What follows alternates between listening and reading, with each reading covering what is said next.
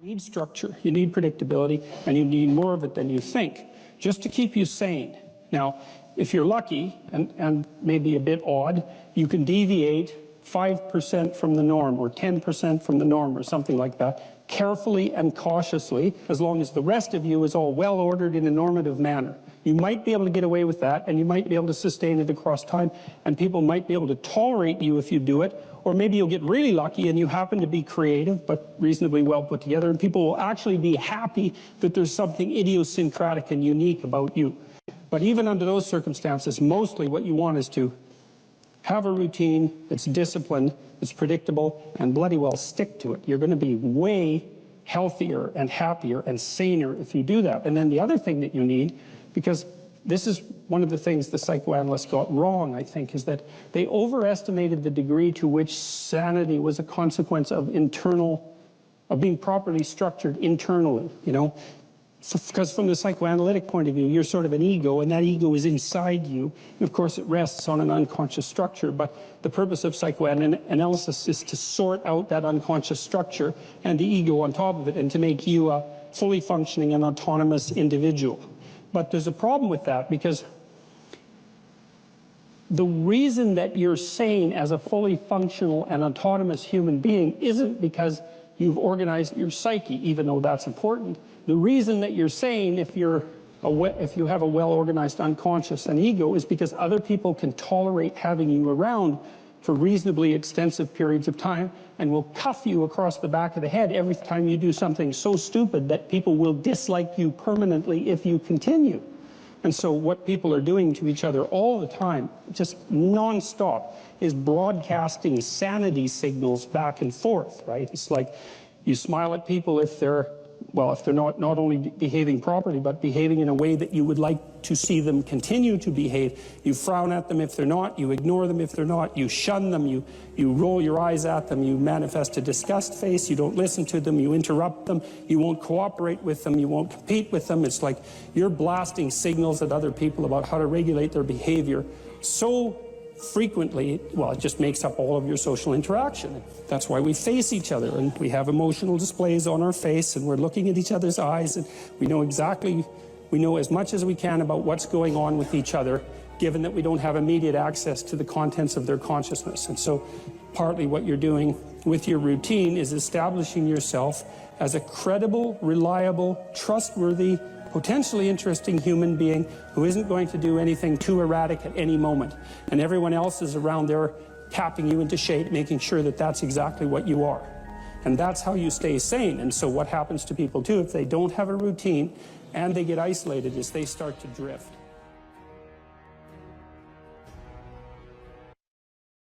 So there's this weird dynamic that's part of the existential system of ideas between human vulnerability, social judgment, both of which are major causes of suffering, and the failure of individuals to adopt the responsibility that they know they should adopt. It isn't merely that your fate depends on whether or not you get your act together and to what degree you decide that you're going to live out your own genuine being. It isn't only your fate.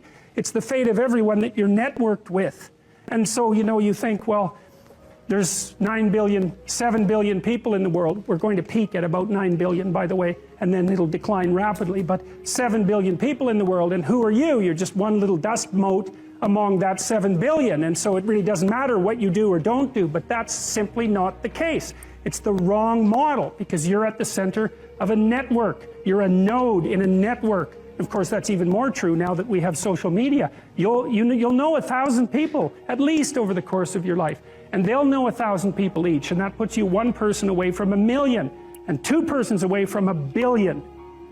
And so that's how you're connected. And the things you do, they're like dropping a stone in a pond. The ripples move outward, and they affect things in ways that you can't fully comprehend. And it means that the things that you do and that you don't do are far more important than you think.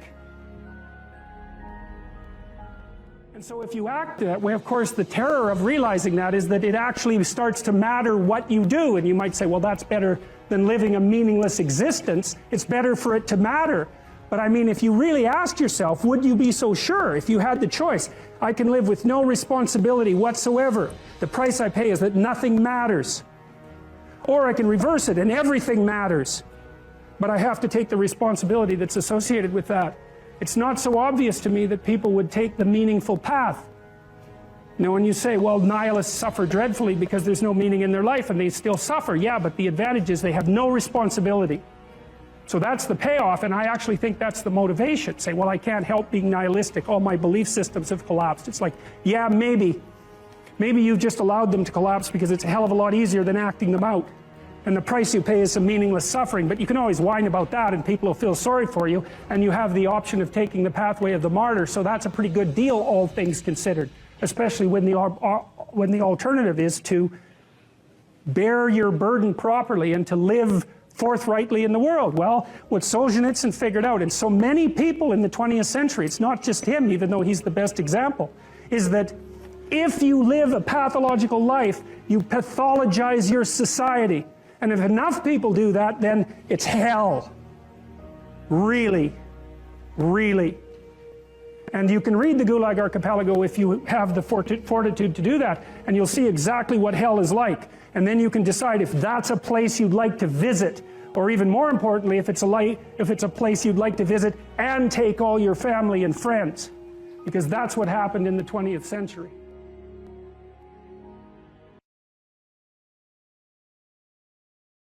There's a version of you that never sleeps in, never skips training, never wastes time. There's a version of you who never fails. It is waiting for you. Genuinely ask yourself a question, you at home. If you had done those things for the last 2 years, you never skipped a training, you never wasted time, you never scrolled TikTok, you never sat aimlessly on the internet typing in garbage, never played video games, you never wasted time. You never skipped training, you were training every single day. You never slept in, you were never lazy. There's this version of you. Imagine the person you would be. Genuinely imagine what you would look like. Imagine where you would live. Imagine the car you would drive. Imagine how much your woman would respect you. Imagine the love you would see in her eyes when she looks at you with adoration like a king. Imagine your existence. That person is waiting for you, and the only thing that's stopping you from being that person is your monumental laziness. You can have it. The universe is very giving. It will give you anything you work for. I've never seen somebody try for something with all of their might and not get it. The only people who do not have the things they want are the people who do not try for them. I've never seen a person wake up and say, my only dedication in life is to solve a Rubik's Cube and fail. You are not stupid. You are not incompetent. You are lazy and arrogant. It's extremely important you understand that that person is waiting for you, and you are declining that version of yourself. In the multiverse, in the many different versions of the universe that exist, there is a version of you that does those exact things, and he is a greater person than you can even fathom. You can transform yourself into that guy. You can be a top G. That's exactly what I did. I knew who I was going to have to end up being before I became that person. My brother and I are not from rich families. We are not from advantaged beginnings, but I knew I had to be a big, strong, fighting billionaire. That's what I knew I had to be. Discipline is the key to success. If you cannot force yourself to do something you don't want to do, how are you ever going to put yourself through the suffering required for greatness? If you cannot force yourself to train when you do not want to train, if you cannot force yourself to work when you don't want to work, if you can't force yourself to not log into Pornhub or force yourself to eat right, how can you possibly ever become a monumentally successful person if you cannot control yourself long enough to do what must be done as opposed to what you feel like doing? The only people who get to live their lives based on how they feel are women and children. Children can cry because they feel like crying, as can a woman. A woman can start an argument because she feels like arguing, as can a child. A man must do what he is supposed to do irregardless of how he feels. That is the key component to masculinity, is discipline. If you do not have the discipline to dedicate yourself to anything, you are going to fail and be crushed by the people who can. If you only go to the gym when you feel like going to the gym, you're never going to be as strong as the people who go to the gym when they don't feel like going to the gym. That is a reality of life. So, I train every single day. I've actually heard from some people saying, you overtrain. And I explained to them, one, I don't believe in rest. I'm not you. I'm not pussy, and I'm not broke like you are, Mr. Fitness Trainer, standing around the gym teaching people for $50 an hour. I don't need to listen to you. Secondly, I don't train because because I want to get bigger. I train every day because it is difficult to train every day. It hurts. I don't want to. I wake up and I'm busy. I have other things to do. I don't feel like doing it. So I force myself to do it 7 days a week, 365 days a year, so that I know I'm the kind of person who can do what he doesn't want to do when it needs to be done. I am that man. And it's more of a mental exercise than a physical exercise at this point. How can you ever outcompete me if I can force myself to do the things I don't want to do and you cannot? Discipline is absolutely essential for success, and you need to get very comfortable and very used to the idea of understanding that on your path to greatness, there are going to be long periods of time where you hate what you are doing, where you are dissatisfied with the actions you must undertake, where you are tired, where you are stressed. That is why it is difficult. That is why most people won't make it. If the path was easy, everybody would walk it and it would lead nowhere. 100 people start the path, 99 fall off because it is difficult, and the one person who makes it to the end gets to gold. If all 100 made it to the end and the gold was divided by 100, it wouldn't even be worth anything. The difficulty gives it value. The fact that it is difficult to do is the key component into the fact you want it in the first place. If it wasn't difficult, everyone would have it and you wouldn't want it because no one would respect it. It's supposed to be hard. Life is supposed to be hard. You're supposed to think this is terrible. You're supposed to suffer and smile through the pain regardless. Discipline is the key to success in all realms as a man. And if you lack it, you stand no chance. You can give most people a roadmap to success. You can give them a Ferrari with a full tank of gas, and a lot of people still wouldn't make the destination because they would say the drive is too far away. Quitters, they don't have the discipline. You can tell them exactly how to do it. You can give them the mechanism to get there, but they don't have the discipline to complete the drive and end up at the destination. That is the majority of Earth. This is your competition. People who, even if they are told what to do and people tell them exactly how to do it and help them do it, still quit, still fail because they lack discipline. Even me, with my monumental powers, I can't make a quitter successful. It doesn't matter how good I am. It doesn't matter how easily I make it for them to succeed. It doesn't matter how compendious and concise and powerful the real world is. It doesn't matter how much I text them and motivate them, how many emergency meetings I do to try and talk to them and hype them up, how much motivation I give them. It doesn't matter what I do. If they are a quitter, guess what they're going to do? They're going to quit. No matter how simple the map is to read, no matter how fast a Ferrari is, somewhere along the drive, the sun's going to get in their eyes, and they're going to sit there and go, I don't like this is hard, and they're going to quit. Quitters are the number one type of people that nobody can help. If you're a quitter, I can't help you, life can't help you, God himself cannot help a quitter. So if you lack discipline, you lack the very basic building block to any type of success which exists on the planet. By every single metric which can be measured with science, you are going to stay a loser and a failure. Can you get a job or a career? Can you educate yourself? Can you regulate the draw of temptation, drug and alcohol use in particular, sexual temptation as well? Oh, do you do anything that's remotely resembling civic responsibility? Are you a member of a political party? Do you go to church? I don't go to church because, their beliefs don't match mine. It's like, who the hell cares about your beliefs? You're like 16. You don't even have beliefs. And if you think it's like you're right and the Catholic Church is wrong, well, good luck with that attitude. And that isn't to say that the church, for example, or a political party doesn't need repair, because all institutions are always falling apart and corrupt. That's a story as old as time. That's the evil uncle. But good, you have something to do. Go fix it up. Definition of man. What am I, a biologist? But as it happens, I am a biologist, so I guess I don't have that excuse.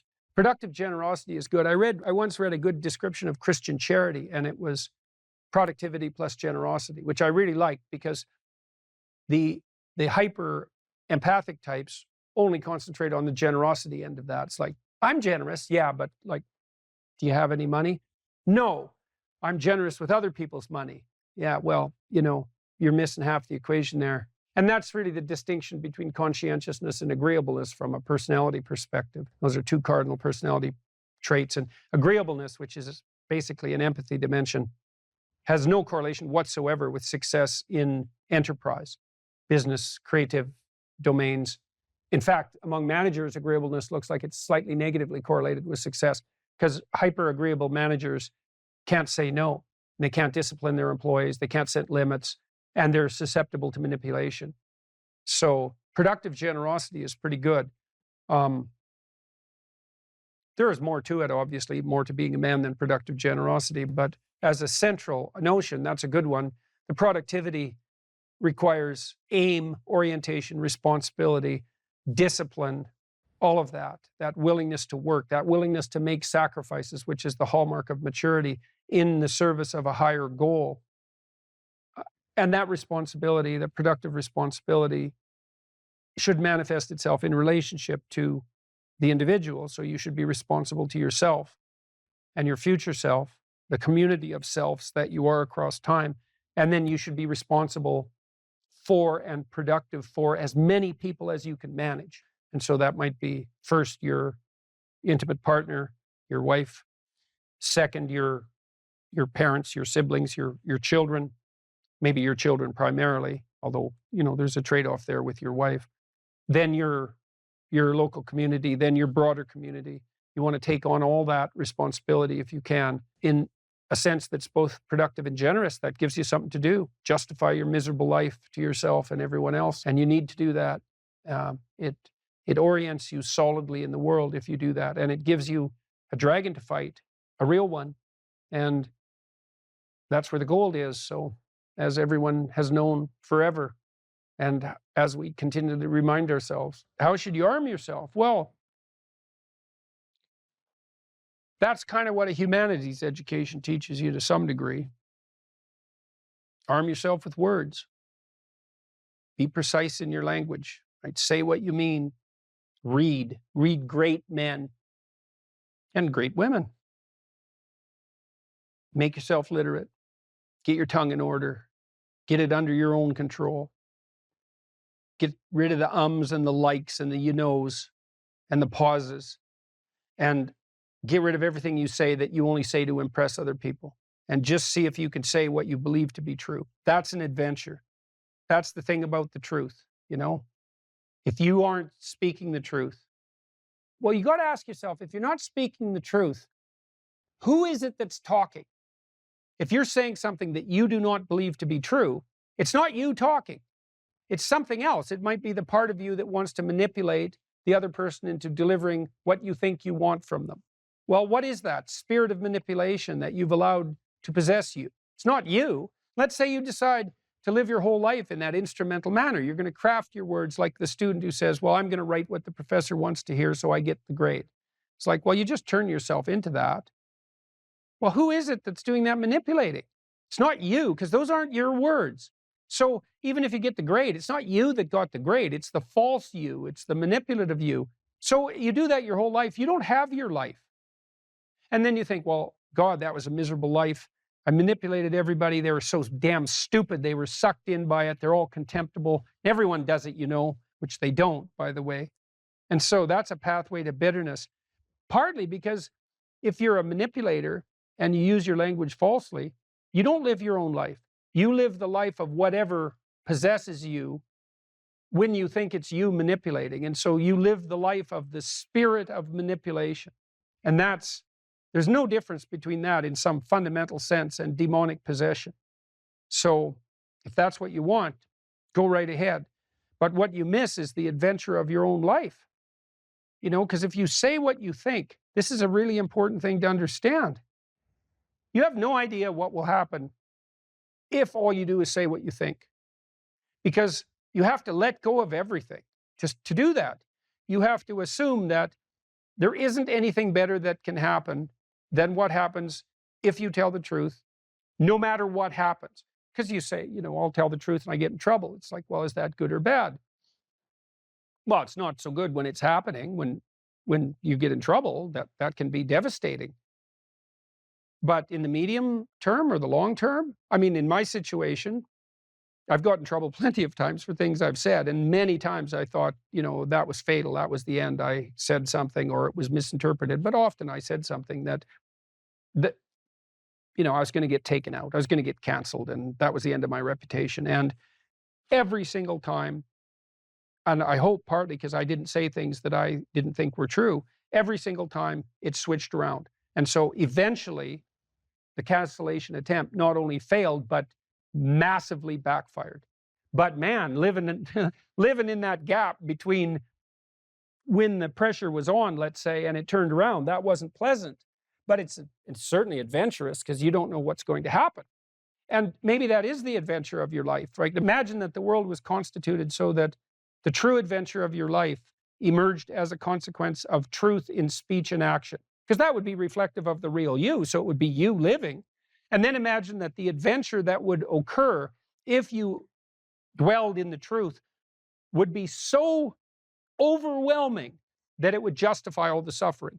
And I think that's true. The great people I know are brutally truthful to themselves and other people. And they have insanely adventurous lives. And they also get more and more and more competent. I've talked to my daughter a lot about this. My daughter runs my companies. My daughter didn't know much about business when she started, and she was pretty sick too, and she didn't know a lot. And so it was easy for people who thought they knew a lot about business to pull the wool over her eyes. And but Michaela has the ability to ask stupid questions, and we've talked about that a lot. It's like, you only have to ask a stupid question once if you're alert. You ask a stupid question, and if you're in a crowd and you ask a stupid question, 80% of the people in the crowd have the same question. They're just too cowardly to ask. But you ask and then someone actually tells you, you never have to ask that question again. You're no longer stupid.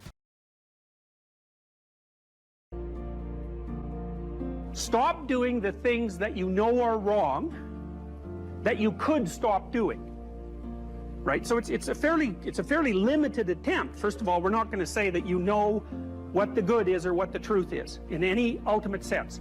But we will presume that there are things that you're doing that for one reason or another you know are not in your best interests. There's something about them that you just know you should stop. They're kind of self-evident to you. Other things you're going to be doubtful about. You're not going to know which way is up and which way is down. But there are things that you're doing that you know you shouldn't do. Now, some of those you won't stop doing for whatever reason. You don't have the discipline, or maybe there's a secondary payoff, or you don't believe it's necessary, or it's too much of a sacrifice, or you're angry or resentful or afraid. Who knows? So forget about those for now. But there's another subset that you could stop doing. It might be a little thing. Well, that's fine. Stop doing it and see what happens. And what'll happen is your vision will clear a little bit. And then something else will pop up in your field of apprehension that you will also know you should stop doing, and that you could stop doing, because you've strengthened yourself a bit by stopping doing the particular stupid thing that you were doing before. That just puts you together a little bit more.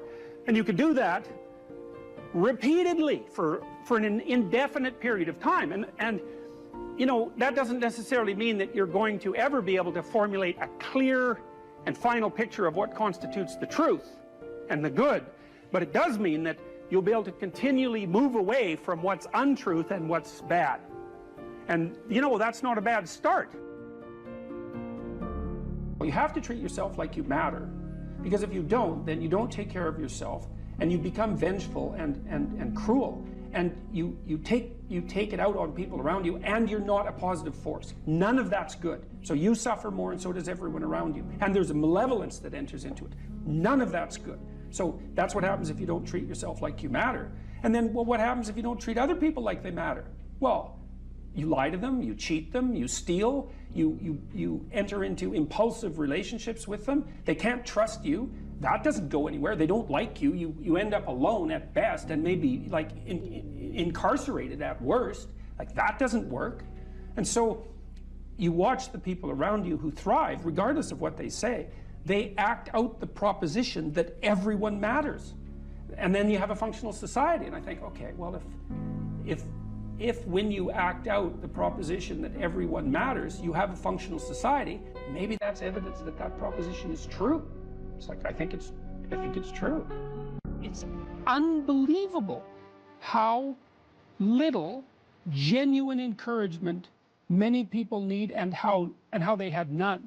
No one ever said to them and meant it. It's not okay for you to be a weak loser. It's not okay. And the reason it's not okay is because you could be way more than that. And it's a crime an ethical crime for you to allow all that necessary potential to go to waste.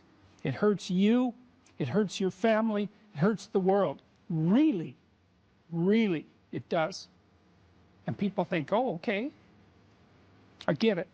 And they do get it because they know at some level.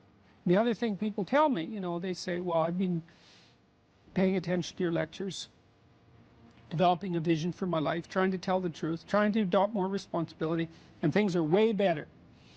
But the other story is you've been able to help me put into words things I always knew to be true, but didn't know how to say, which is a good role for an intellectual to play. And so, well, so that's why this all makes me emotional. It's so good, you know, and so much of this has been covered as if it's political. It's not political, what I'm doing. It's not political. I don't tell people that they're okay the way they are. No, I say, no, you could be way more than you are. And they're relieved about that, you see, because if you're in a dark and terrible place and someone says you're okay the way you are, then you don't know what to do about that. It's like, no, I'm not. I'm having a terrible time and I'm hopeless. You're okay the way you are. Well, then what? That's it? That's where I am? And what do you want to tell a young person? You're 17. You're okay the way you are. It's like, no, you're not. You got 60 years to be better, and you could be way better. You could be incomparably better across multiple dimensions. And in pursuing that better, that's where you'll find the meaning in your life. And that will give you the antidote to the suffering. People have asked me in my book why I wrote it as an antidote to chaos, you know, because, well, there isn't anything technically wrong with chaos. Chaos is a place of great potential. Well, the question is, what's the proper balance between chaos and order? Chaos, potential, and order. Well, the answer is, look, when you're a kid, you're all potential. It's chaotic potential. It can manifest itself in any number of ways. And maybe you don't want to give that up. So you're like Peter Pan. You want to be a kid forever because you don't want to give up the potential. And you look out in the world and all you see are Captain Hooks, you know, who've lost a hand, who are chased by death because that's the clock in the crocodile. It's already got a taste of him. He's terrified by death and he's a tyrant. Well, I don't want to grow up to be that. So I won't be disciplined at all. Well, that's no good. Because the way the potential transforms itself into actuality is through discipline. And so then you, as you said, this is the trick though. You have to pick a path of discipline. What path of discipline you have to pick is a different issue. So there could be a rule. The rule might not be follow this rule. The rule might be you have to follow some rules. So it's a meta rule. And the meta rule is you have to discipline yourself. And the issue is, well, how? That's not really the relevant question. You can pick a disciplinary path. That's why I often tell my clients, especially young people, they say, well, I don't know what to do. It's like, that's okay. Nobody does. Go do something. Do the best thing that you can think of. Put the best plan you have into practice. It's not going to be perfect, and it will change along the way. But it will change partly because you become disciplined pursuing the path. And as you become disciplined, you become wiser. And as you become wiser, you become able to formulate better and better plans. So you can start vaguely and confused and develop a plan that's not so great, and you start to implement it, and then you accrue incremental wisdom as you implement your flawed plan, and that enables you to fix the plan. And so that's part of that process of incremental self-improvement as well. You don't want someone else's fate. Man, your fate's enough, and your adventure's enough. It's plenty. It's more than you can ever fully realize. And so that's also part of the reason that we all believe that the individual has some intrinsic dignity. It's don't be so sure that your position and your room is so damn trivial. It might be your attitude towards it that's trivial. And if you're in dire straits and dire circumstances, just look at how much opportunity you have to make things better. Compare yourself to who you were yesterday and not to who someone else is today. The same basic idea, right, is that you have to get your markers for success right, because otherwise you can end up in the situation you described, which is that, like, there's always people out there who are doing far better than you on pretty much anything you want to imagine.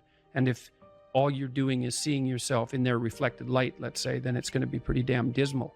But it's not a good comparison, because you shouldn't just compare. Well, first of all, there's danger in just comparing yourself to others, period, because they're not you, and God only knows what struggles they had to undertake to get to where they were, or what burdens they're currently carrying that you're not aware of. You just don't know any of that. But you can certainly contrast yourself with yourself. And that's a lot better. It is the only way. Well, it's also the only way of really of really measuring anything approximating proper improvement. You can actually tell when you're a little better than you were yesterday. Right.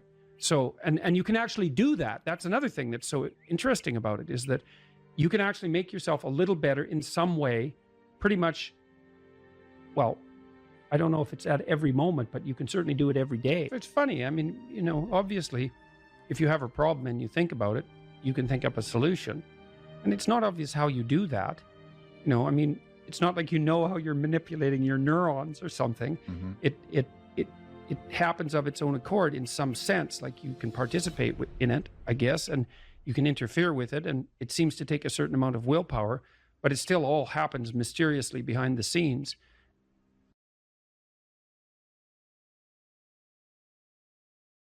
Here's some items, so you guys can do a quick big five on yourselves, and I'll tell you the upside and downside of it. So, if you're orderly, you follow a schedule.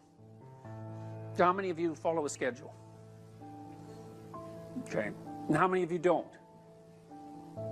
Okay, so one thing I would recommend is that you do. And I'll tell you why. Like, intelligence is a very good predictor of academic performance. And there's not a lot you can do about your intelligence. I mean, you can squander it, but it's very difficult to improve it. Conscientiousness, well, it's a trait too, so it's hard to work on, but we know that conscientious people get better grades, and it's reliable, and it's a powerful effect. And so, if your time use is organized, then the probability that you're going to be successful is very high. So, one of the things you might think about is make friends with a calendar, like Google Calendar or something like that. And I can tell you some tricks about that, because really it is important, like, and I'm not kidding around about this. If you're low in conscientiousness, it's really going to trip you up as you walk through life. There's not very many advantages to it that I've been able to see, and I'm not assuming that just because you don't follow a schedule, you're low in conscientiousness, but it is one of the items that mark it. The only advantage I've seen so far to being unconscientious is that if you become unemployed, it doesn't bother you as much.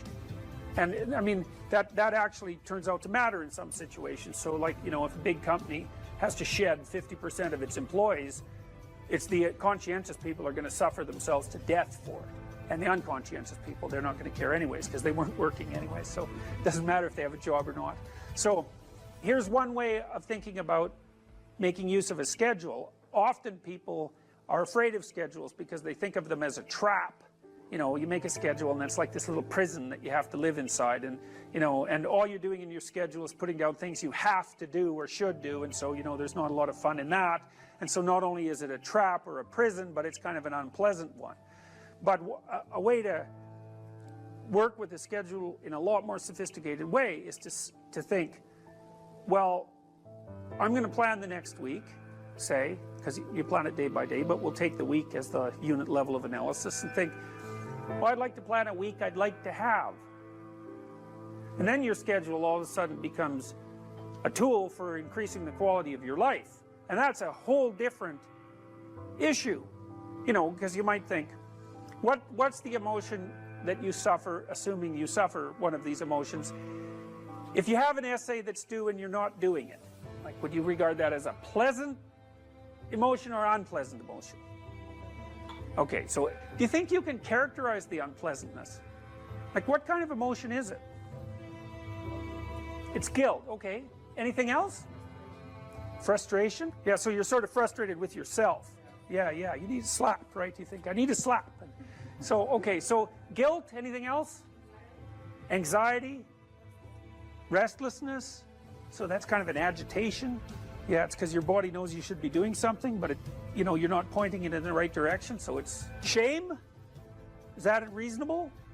So, okay, so the reason I was asking you about that is because, you know, most of the negative emotions are associated with neuroticism, but some of them seem to be associated with conscientiousness. And the conscientious negative emotions seem to be guilt and shame, fundamentally. And so recent research, and really recent, I only got this paper like a week ago, I think it's about 4 months old, seem to indicate that conscientious people feel less guilt, but they're more guilt prone. So if they don't do something, that makes them guilty, but they organize their time so they are doing the things they're supposed to do, so then they don't feel guilty. So anyways, back to the schedule. So, all right, you think about your week and you think about your day, and you think, well, how would you improve the quality of a given day or a given week?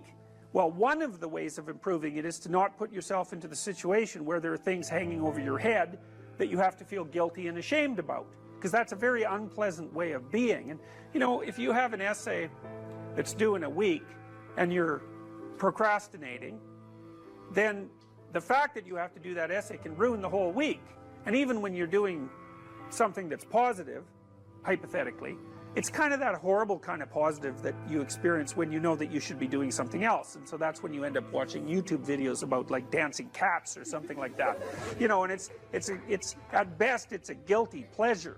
It's not a pleasure at all. You think like, what the hell am I doing watching videos of dancing cats, you know? But then you know that you're procrastinating, and that's low quality, very low quality existence.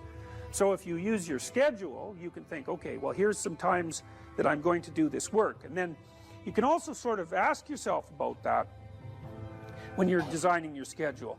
Because you don't want to design a schedule like you're Adolf Hitler telling yourself what to do, you know, because you're not going to comply with it then. What you have to do if you're going to design a schedule is you have to ask yourself, all right, I'm going to set aside some time to study over the next week or to do this essay or whatever it is. How much time would I actually spend studying?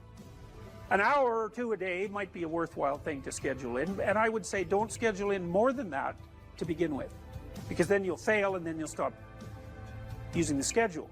And so the other thing you want to do is you want to schedule in things that you want to do, and then you want to look at the day or the week and you want to think, hey, that's a week I'd like to have.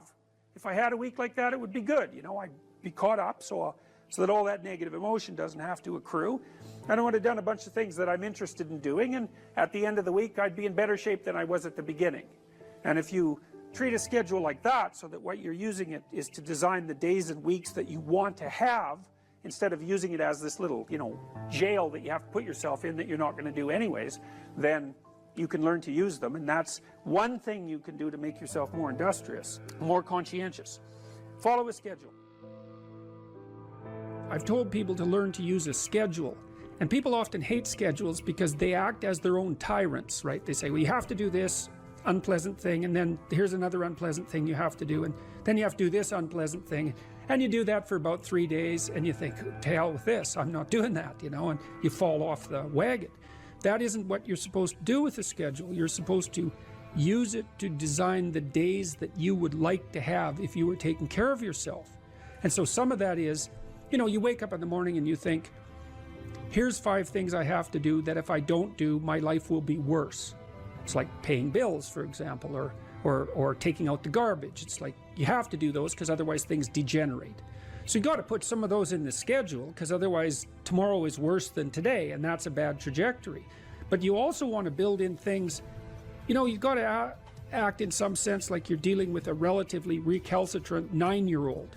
It's like, so, well, here's some things you have to do, but here's some things that if you do, you could reward yourself with. And if you get the balance there between obligation and reward right, then you'll find that you're motivated to do the things. And that's what you want to do. You want to do that so it's sustainable across days and weeks and months.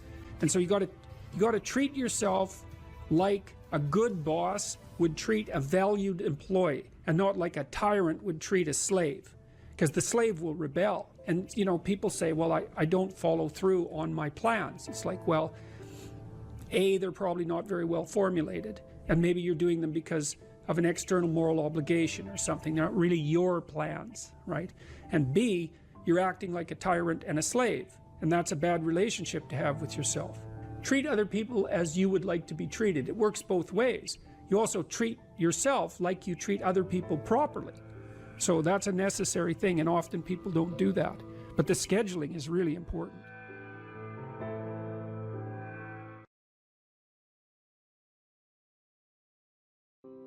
Well, one of the things that I think can be really useful, and this is also a skill that will serve you well for the rest of your life, is to start using a schedule, like a Gmail calendar, and schedule in studying time, for example.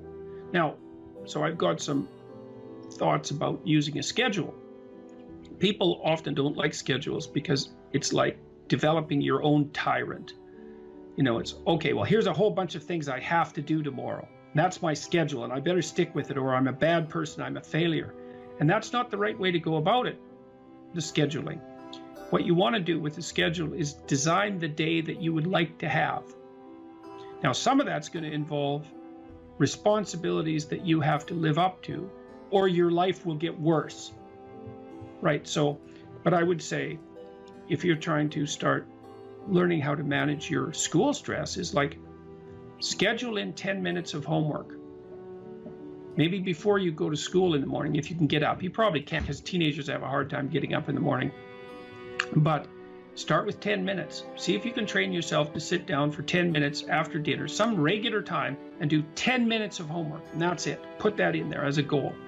And then maybe if you've done your 10 minutes of homework, you can schedule in, I don't know, 15 minutes of playing a video game if you want, some sort of reward. But start figuring out how to organize your day so that you get to do the things that you want to do, and you do some of the things that you have to do in a manner that you think you could actually do, in a manner that would be sustainable across time. And that, like, the part of your brain that makes you anxious is really unhappy if you don't have a plan. And so one of the fastest ways to start to deal with too much negative emotion, too much stress-related negative emotion, is to make a plan and to make it concrete. And so I would say, and a schedule is an unbelievably useful way of doing that. And you think, in my mind, in your mind, why am I filling out this calendar for the week? Well, so I know what I'm doing, so that I'm not anxious, so that I'm doing things I want to do, so I have something to look forward to, and so that I'm doing things that I have to do, so that my life doesn't go spiral downhill and make me more miserable and resentful and bitter. And so you can start to use a schedule as your friend, and like that'll take a year of practice to get good at. So if it doesn't work well in the first week, don't give up. Just keep doing it until you get yourself disciplined and they are able to stick more and more to your plans. And that will help you so much in your life, you just can't believe it. So what you want to do is chop up that overwhelming infinity into a set of manageable tasks. Mm-hmm. And you want to think, well, some of those tasks might be like, well, maybe you could put some order into your room. Or maybe you could make your room a little bit more beautiful, or maybe you could think of one thing around the house that you could do that would actually be helpful. And you're doing that to improve your life. That's the point. You're not doing it because someone's shaking a stick at you and telling you that this is what you have to do if you're going to be a good person. That's not the point. And you also, with your schedule, you think, well, I'm going to design this schedule for someone I like. And that person that I'm designing the schedule for that I like is going to be me. And so it isn't the schedule of a slave master to a slave. It's a negotiated schedule that you arrange with yourself so that you can have a decent life. But it's a very powerful tool to have a calendar at your disposal. And if you can learn to use that young, just put a few things in it. Put in your classes, put in a few assignments, put in some things that you might want to do. Just start stupidly and badly, and you'll get good at it and assume you'll get good at it over about a year, and that'll change your life. Like if you learn to listen to people, if you decide that you're not going to say things that you know to be untrue, and if you learn how to schedule your time, your life will change for the better so much that you won't believe it, and that will keep happening more and more and more and more as you get older. So it's a great thing to start practicing if you could start practicing that when you're a teenager, and you get that under control by the time you're 18, you'll be absolutely deadly. You'll be so far ahead of other people who don't do any of that you won't believe it, and you'll just continue to accrue benefits as a consequence. Well, the thing is that, or one of the things is that you are going to be putting up with other people's problems and troubles for the rest of your life. And what you want to do is live your life in a manner that makes all of that tolerable. And so I would say, with the scheduling and with the attempt to speak honestly, and with the development of goals that are valuable to you, you're going to be occupied enough with your own life and see enough of the quality of that life so that you'll be able to tolerate a fair bit of noise and stress coming at you from other directions.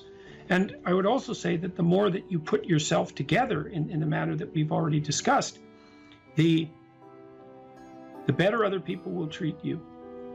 and the less unnecessary suffering and distress that you're going to encounter. And I would say, and I'll close with this, I would say to your viewers, don't underestimate the utility of getting your act together. Another thing you can do is, and this is like deciding that you're going to stop saying things that you know not to be true. The other thing is, you could decide to stop doing things that you notice make you weak. And it's a game that you're playing with yourself. It's like you're out with your friends, you do something maybe because you think it'll make you popular, and you notice that that makes you feel kind of subordinate and weak, and think, aha, I shouldn't do that again. I don't know exactly what it is that I did wrong, but it made me feel weak. It made me feel like I was coming apart at the seams. It's not the thing I should repeat.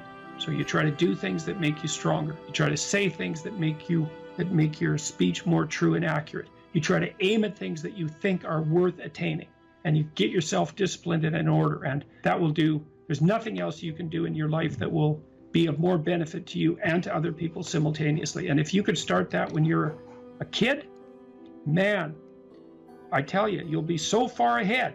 You'll be so far ahead by the time you're 18 or 19 that it'll be like you're in a different universe.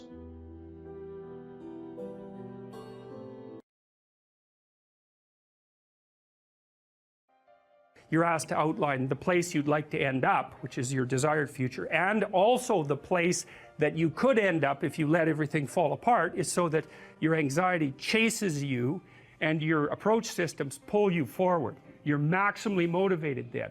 And it's important because otherwise you can be afraid of pursuing the things that you want to pursue, right? And that's very common. And so then the fear inhibits you as the promise pulls you forward, but it makes you weak because you're afraid. You want to get your fear behind you, pushing you. And so what you want to be is more afraid of not pursuing your goals than you are of pursuing them. Putting yourself in a challenging mind frame is much easier on you psychophysiologically, because you don't go into the generalized stress response to the same degree. And you're activating your exploratory and seeking systems, which are dopaminergically mediated and that involve positive emotion. So if you can face something voluntarily rather than having it chase you, it's way better for you psychophysiologically. So that's partly why, well, it's worthwhile to go find the dragon in its lair instead of waiting for it to come and eat you. So, and especially when you also add the idea that if you go find the dragon in its lair, you might find it when it's a baby instead of a full-fledged bloody monster that is definitely going to take you down. Don't avoid small problems that you know are there.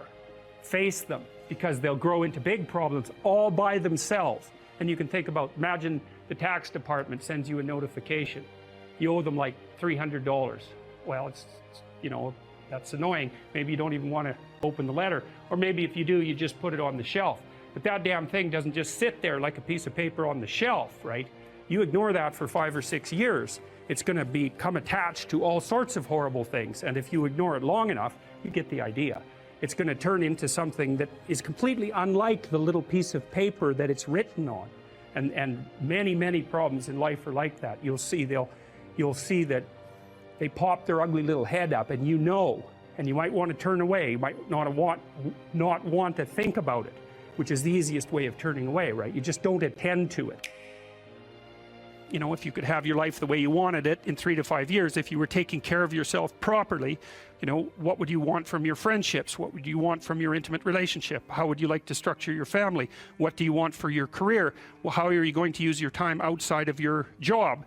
And how are you going to regulate your mental and physical health, and maybe also your drug and alcohol use? Because that's a good place to auger down, you know, because alcoholism, for example, wipes out, you know, 5 to 10% of people. So you want to keep that under control. And then, so maybe you develop a vision of what you would like your life to be, and that associates the goal. Well, once the goal is established, and then you break down the goal into microprocesses that you can implement, the microprocesses become rewarding in relation to their causal association with the goal, and that tangles in your incentive reward system, and that's the thing that keeps you moving forward. And the way it works is that it works better if it produces positive emotion when it can see you moving towards a valued goal. Okay, well, what's the implication of that?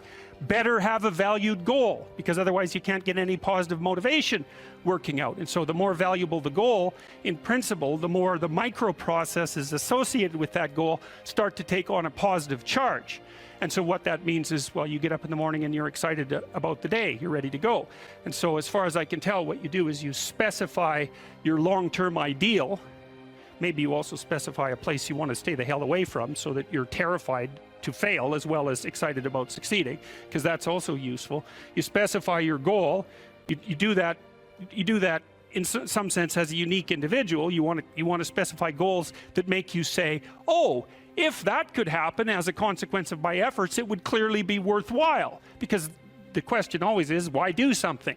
Because doing nothing is easy. You just sit there and you don't do anything. That's real easy. The question is, why would you ever do anything? And the answer to that has to be because you've determined by some means that it's worthwhile. Number one, specify your damn goals, because how are you going to hit something if you don't know what it is? That isn't going to happen. And often people won't specify their goals too, because they don't like to specify conditions for failure. So if you keep yourself all vague and foggy, which is real easy, because that's just a matter of not doing as well, then you don't know when you fail. And people might say, well, I really don't want to know when I fail, because that's painful. So I'll keep myself blind about when I fail. That's fine, except you'll fail all the time then. You just won't know it until you've failed so badly that you're done. Okay, so once you get your goal structure set up, you think, okay, if I could have this life, looks like that might be worth living, despite the fact that it's going to be, you know, anxiety provoking and threatening, and there's going to be some suffering and loss involved and all of that. Obviously, the goal is to have a vision for your life such that, all things considered, that justifies your effort. Okay, so then what do? Well, then you turn down to the micro routines. It's like, okay, well, this is what I'm aiming for. How does that instantiate itself day to day, week to week, month to month? And that's where something like a schedule can be unbelievably useful. Google Calendar. It's like, make a damn schedule and stick to it. Okay, so what's the rule with the schedule? It's not a bloody prison. That's the first thing that people do wrong. They say, well, I don't like to follow a schedule. It's like, well, what kind of schedule are you setting up? Well, I have to do this, then I have to do this, then I have to do this, you know, and then I just go play video games, because who wants to do all these things that I have to do? It's like, wrong. Set the damn schedule up so that you have the day you want.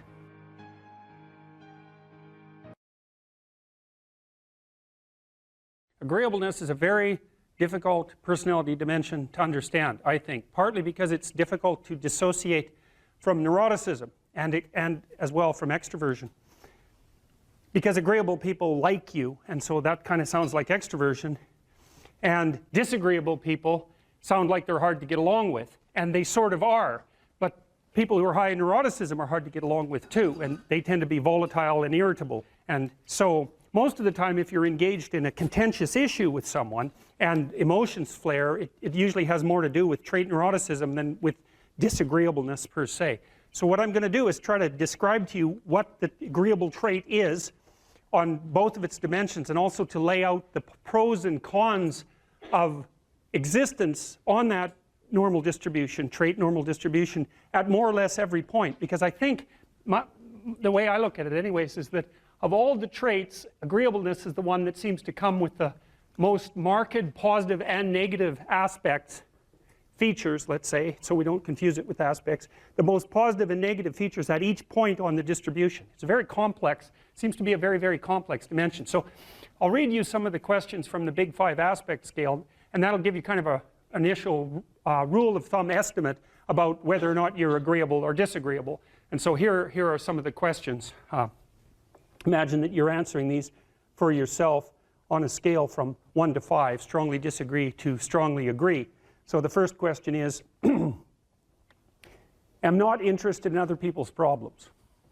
So if you are interested in other people's problems, that tilts you towards agreeableness, and I believe that's agreeableness is divided into compassion and politeness, which also sound like very positive things, right? Because everyone wants to be compassionate and everyone wants to be polite, and so you might say, well, is that a virtue? Are those virtues, with the other end being actually negative, to be not compassionate, not polite? It's certainly worded that way, and that's actually a mistake, because we know that these traits are normally distributed, roughly speaking, right? And that means that there has to be positive and negative features at every single position on the distribution. And so to make the presupposition, for example, that being extroverted is being better than being introverted, or that being emotionally stable is necessarily better than being neurotic, is to make a confusion of moral obligation with trait position. You have to assume that there's advantages and disadvantages all the way along, or the distribution wouldn't have set itself up that way, especially because these seem to be biologically instantiated traits. So anyways, if you're interested in other people's problems, they like to unburden themselves to you, you care about it. That's a mark of compassion. If you're more or less indifferent to other people's stupid problems and you wish they just get on with it, then you're less compassionate, you're harsher and more, well, at the extreme, more callous. Let's see. Respect authority. That's politeness. That's part of agreeableness. Rarely, let's see.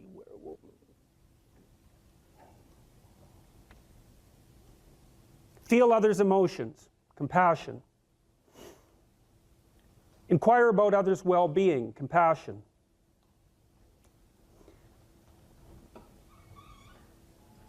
Can't be bothered with others' needs. Take advantage of others. That's disagreeable, obviously. Sympathize with others' feelings. Avoid imposing my will on others. Wait for others to lead the way. Okay, I think all of those were associated with trait agreeableness or disagreeableness. So let's think about this for a minute. So I'm going to tell you how I conceptualize agreeableness. The first thing you want to know is that women are more agreeable than men, about half a standard deviation. And that's approximately enough so that if you took a random male and a random female out of the population and you tried to guess who was more agreeable and you guessed the female, you'd be right about 60% of the time. So, but what's interesting about that, and this is something also to keep in mind, is about normal distributions, you know. So imagine you have a normal distribution so that most people are in the middle, and then you have another normal distribution, male and female, and mostly they overlap. But you see out here and out here, they don't overlap at all. And so even though on average men and women aren't that much different in terms of their levels of agreeableness by the group, if you go out and you look at the extremes, they're very different. So all of the most agreeable people are women, and all of the most disagreeable people are men. And the thing is, the extremes are often what matter rather than what's in the middle. And so one of the ways that's reflected in society, by the way, is there's way more men in prison. And the best personality predictor of being imprisoned is to be low in agreeableness. It makes you callous. Now you might think, well, what's the opposite of compassion and politeness? And the answer to that is, I think it's best sort of conceptualized as a trading game. So let's say that we're going to play repeated trading games. And if you're very agreeable, then you're going to bargain harder on my behalf than you're going to bargain on your own behalf. Whereas if you're very disagreeable, you're going to do the reverse. You're going to think, I'm in this trading game for me, and you are going to take care of your own interests. Where an agreeable person is going to say, no, at best this is, at worst this has to be 50-50, but I'd like to help you every way I can. Okay, now so you kind of understand that. Now the advantage to being agreeable then is that you're good in teams and you're very much likely to give other people credit. The downside of being agreeable is that you're not very good at putting forward your own interests. And so one of the things that predicts salary across time, for example, is agreeableness, and it predicts it negatively. And so it's part of the reason why women get paid less than men. And this is something for the women in the class to really listen to. Because how you get paid across time depends on a very large number of things, right? It depends on your skills and your abilities and your position and your social network and all of that. But the other thing it depends on is whether or not you actually go ask for money. Or maybe that you don't even ask. Because actually you don't ask for money. You tell people that you need to be paid more or something they don't like will happen. And I don't mean as a threat. I mean that you have to be willing, when you're negotiating, to have an alternative. You go talk to your boss, who isn't going to give you money, because everyone wants money, right? It's a competitive game. You're going to have to go there and say, look, here's what I do. Here's why it's useful. Here's why you have to give me more money. And this is my opportunities if you don't. And then you're not taking your boss's money anyways, because it's very frequently the case that he's working for a whopping big company. But he needs an excuse to give you money, because everyone's asking for money all the time. And so you have to put your case forward powerfully and disagreeably. Now, you don't want to do it too disagreeably, because then he's going to think that you're a son of a bitch, and maybe he's not going to give you anything, and maybe you'll get fired for being mouthy and all of that. And that certainly happens to people who are too disagreeable. You got to get the balance right. But it's definitely the case. And the other thing that happens to women that's also worth noting, and this is probably because they're higher in negative emotion, is they tend to underestimate their own utility in business settings, right? Because if you're trying to evaluate what you're like, and you're more tilted towards negative emotion, then the things that you do that are wrong are going to stand out more on the foreground than the things that you do that are right. So if you go into a negotiation and you're uncertain already because you have self-doubts, and then you're agreeable in the negotiation, what's going to happen is that you're not going to win as often.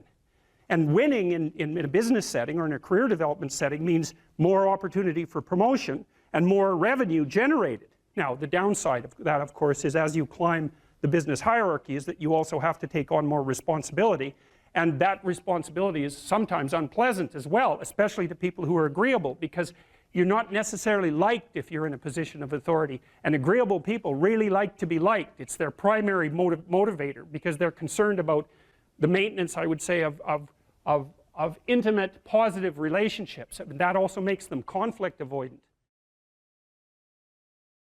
There's so little emphasis in our popular culture, especially with regards to the so-called mainstream media, on discipline and responsibility, that there's a tremendous hunger for anything that pertains to that. And you have a right to be discussing that, I would say, because of your background, which, if nothing else, required a tremendous amount of discipline. Yeah, and I ended up writing a book called Discipline Equals Freedom. And I'm lucky that I wrote it when I did, because if I would have written it 2 years later, everyone would have said, oh, everyone's talking about discipline now. So yeah, discipline, absolutely. Discipline does bring you freedom in life. And that's something that I kind of figured out over time. I didn't So what do you mean by that? Like, how did you figure that out? And what do you mean by that? Because they're often, and you know, the classic sort of, what would you call it, romantic rebel is someone who is free from excessive order, let's say. They see freedom and discipline as antithetical, rather than seeing one as a precondition for the other. And so how did you learn that discipline was a precondition for freedom? If I've got the equation, how did that manifest itself in your own life? So we'll start off by saying this. And look, I was a young kid. I joined the Navy to go in the SEAL teams. I went through SEAL training. I showed up at a SEAL team 1. And when I got there, and as I look back, this is a very powerful thing, even though it's very simple. So I'm 19 years old when I show up at SEAL Team 1. I'm done with the basic SEAL training.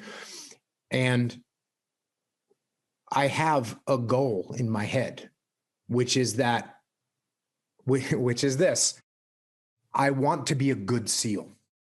Mm-hmm. That's what I want to do. That's like, I don't know about anything else. This is what I want to do. I want to be a good SEAL. That's what I want. I want to be a good SEAL. Mm-hmm. And so as a 19-year-old with all kinds of energy, and we haven't talked about my childhood yet, but I was kind of like a very rebellious kid. When you talked about seeing a kid that looked like you could have handed him a club or a battle axe, and he would have probably been feeling a little bit better. I was like that. I was constantly looking around for a club or a battle axe because that's what I felt like I needed to do. And it was beautiful because I was running around the woods as a young kid playing Army. And I just went and actually played Army. That's what I ended up doing. So I never really had to force myself into some mold that I didn't want to be into. So I got to SEAL Team 1, and now I just want to be a good SEAL. That's what I want. And so now that starts steering some of my decisions. And for the most part, it steered my decisions in a decent direction. Now, there were some times where, as I look back now, what I thought was a good SEAL was a little bit off, but luckily it wasn't 180 degrees off. It might have been off 30 degrees or 40 degrees. Right. And as I got older and more mature, and I figured out more about what that ideal should look like to me, and I could keep chasing that ideal, that was good. But even to be a 19-year-old kid with a 70 or 80 degree corridor to move forward in is not a bad thing. No, it's a gift. It's a gift, exactly. So then I'm looking around at other SEALs that were older than me and more senior to me and trying to figure out which one of those guys is a good SEAL. Yeah. And what I realized was that the guys that were working harder, for the most part, were good SEALs. Now there's just some people that are just way talented. Right. And they would show up, 3 minutes before a run or 3 minutes before we do a shooting competition, and they could just walk through it, no problem. Right. And that's great for them. It wasn't me. I'm not that great at anything, but I saw other guys that might not be great at anything either, but they worked hard. They showed up to work early. They did the drills that they were supposed to do. They had discipline. And when you have has amalgamated statistics, and I hope I get this right, but it's approximately correct. If you work 10% longer hours, you make 40% more money. Right. And so, and I think your comments about talent are also dead on. It's like in any field of enterprise, there are people who are phenomenally gifted.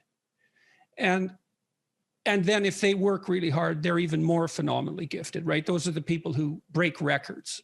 But that talent apart, hard work actually works. And with virtually everything, it might not make you the best at whatever it is you're pursuing, but it will certainly make you better than you are. And then I have this new book. I hope you got a copy, because did you get a copy?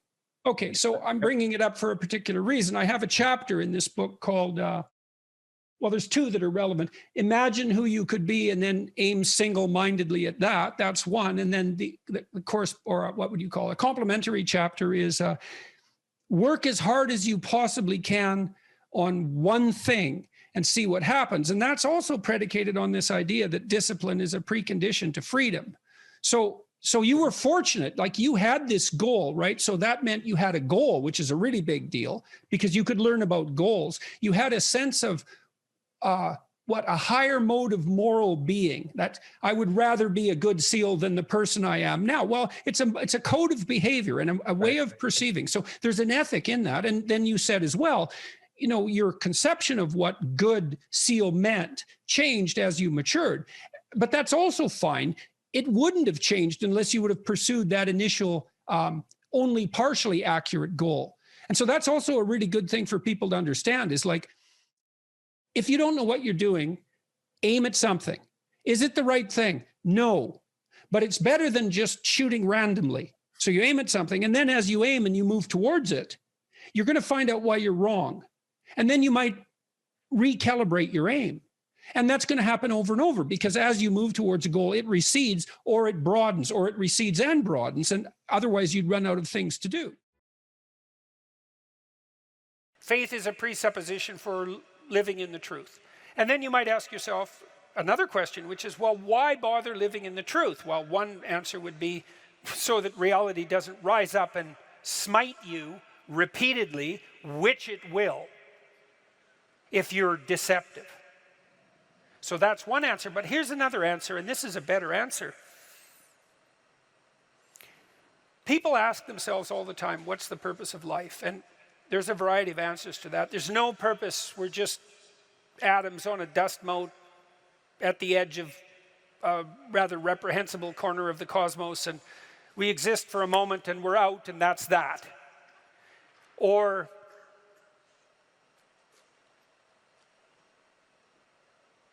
we're so lost in a plethora of subordinate meanings that we're confused and aimless. Or we want to be hedonistically happy, and I would say that's really the offer that's on the table in our culture most of the time. It's like, well, I just want to be happy. And people will say that to you. It's a slogan. It's the most common slogan of our time, I would say. And it's such a preposterous slogan. It's like, what do you mean just? You just want to be happy. That's all. That's all you want. That absolute impossibility. You want bliss unending, no matter what you do, and that's all you want. It's not exactly a small ask, let's say, because it's the same thing as asking to dwell permanently in paradise. It's something like that. So it's not that likely. And then it also isn't true. That isn't what you want. If you do careful analysis of what people mean when they say they just want to be happy, what they mean is they don't want to suffer stupidly. We're much more concerned with not experiencing an excess of negative emotion than we are with experiencing a surfeit of positive pleasure. So first of all, we don't mean we just want to be happy. We mean, please don't make us too miserable. And fair enough, that's reasonable. But then even on the happiness front, even on the absence of misery front, that's not true. One of the things Dostoevsky pointed out in Notes from Underground, which is so bloody brilliant, he was criticizing the idea of materialist utopia. He said something like, well, imagine we made our materialist utopian dreams come true and everybody had enough to eat all the cakes they wanted and enough to drink and nothing to do, he said, but busy themselves with the continuation of the species. And we were so pleased that we emitted nothing but bubbles of bliss. He said, human beings were so damn ungrateful that the first thing we do is take a stick and smash up all that comfortable prosperity just so that something unexpected and provocative could happen. And that's very smart. You know, that's hearkening in some sense back to the story of the Garden of Eden and the proclivity of human beings to eat the forbidden fruit. It's like it isn't obvious at all that we want happiness. It isn't even obvious that we want absence of misery. What's really obvious is that we want an adventure, right? We want an adventure that's so compelling that it makes the misery of life not just justifiable, but worthwhile. You want to look back on your life, you know. Mm-hmm. You want to look back on your life, and you know this to be true. You want to be able to say to yourself, even considering a month or a week or a series of days, you want to be able to say, that was really difficult, but you know what? It was worth it. And I think that's what you want from your life. It's something like, you know what? That was difficult, but it was worth it. And that meant that the adventure was so great that it justified the difficulties. And so then the question is, and here's the question, where do you find the great adventure of your life? Well, how about in truth? Well, why? Because you don't know what's going to happen if you tell the truth. It's a mystery. It's going to lay itself out for you. And so that's an adventure because you literally do not know what's going to happen. You have to let go of knowing what's going to happen. And so then you have that adventure. And then what is also the case is that it's you that's having the adventure, right? Because if what you're doing is living in truth, that's you, that truth is you. And so that means that whatever happens when you tell the truth is your adventure. And then you think, well, I'm using deception. It's like, well, maybe you are, but maybe deception is using you. And then maybe it's the spirit of deception that's having the adventure of your life. And then you might ask yourself, well, why are you so miserable and unhappy? And the answer would be, well, the spirit of deception is having the adventure of your life. You're not even there.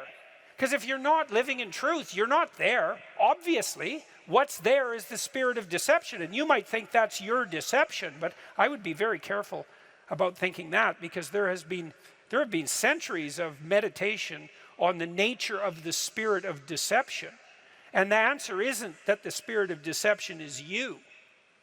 The answer is that the spirit of deception is something that possesses you and convinces you that it's you.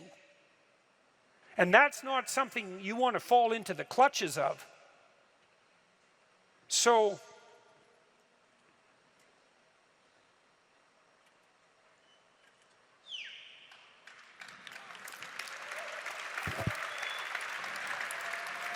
now you have to tell me the question again. I'm certain you answered it. This was about teenagers. Oh, yes, yes. Well,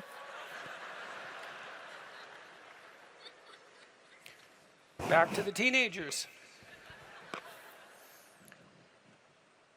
Do you not want to go to college, or are you just lying about being lazy? So that's a question, and we can ask ourselves that question. And as I said, on the teenage front, craft a vision, craft a compelling vision. That's really what we are as human beings, is we're visionaries. That's how we confront the horizon of the future. We meet the horizon of the future by crafting a compelling vision. And your vision might not involve a college education, but it should be a vision that makes you think, if I could make that come true, it would justify the trouble that it would take to manage it. And I think that's the right attitude to take towards your life. And we're all going to have our crosses to bear in the most fundamental manner. We all have to deal with the catastrophe of mortality. And I think we all have to deal with the reality of hell. And you can think about that religiously or not. Political hell will do for hell as far as I'm concerned. We certainly saw no shortage of evidence for that in the 20th century. And we all have to contend with that, right? The reality of mortality and the reality of hell. And then we all have to contend with the fact that we have to develop a vision for our life that is so compelling that it justifies those bitter realities. And that's really the nature of the religious enterprise. And that's something you can embark on and should embark on young. If you're trying to figure out who you are, it's figure out who you need to be in order to justify the catastrophe of your life. And then you think, well, that was difficult. Man, that's for sure. But it was worth it. So, thank you very much. It was very good of all you to come tonight. And appreciate your time and attention. Thank you, Tim. You're welcome. Yep. Lovely to be here. That's so nice. Thank you.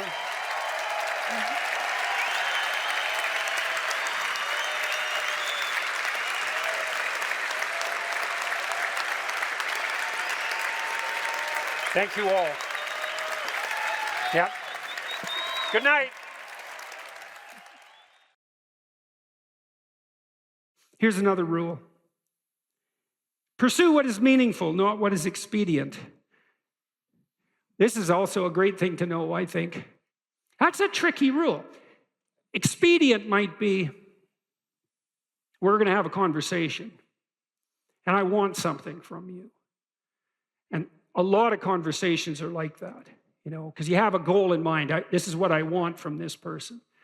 And so then you craft your conversation to get what you want, right? You subordinate your words to the ethic of your desire.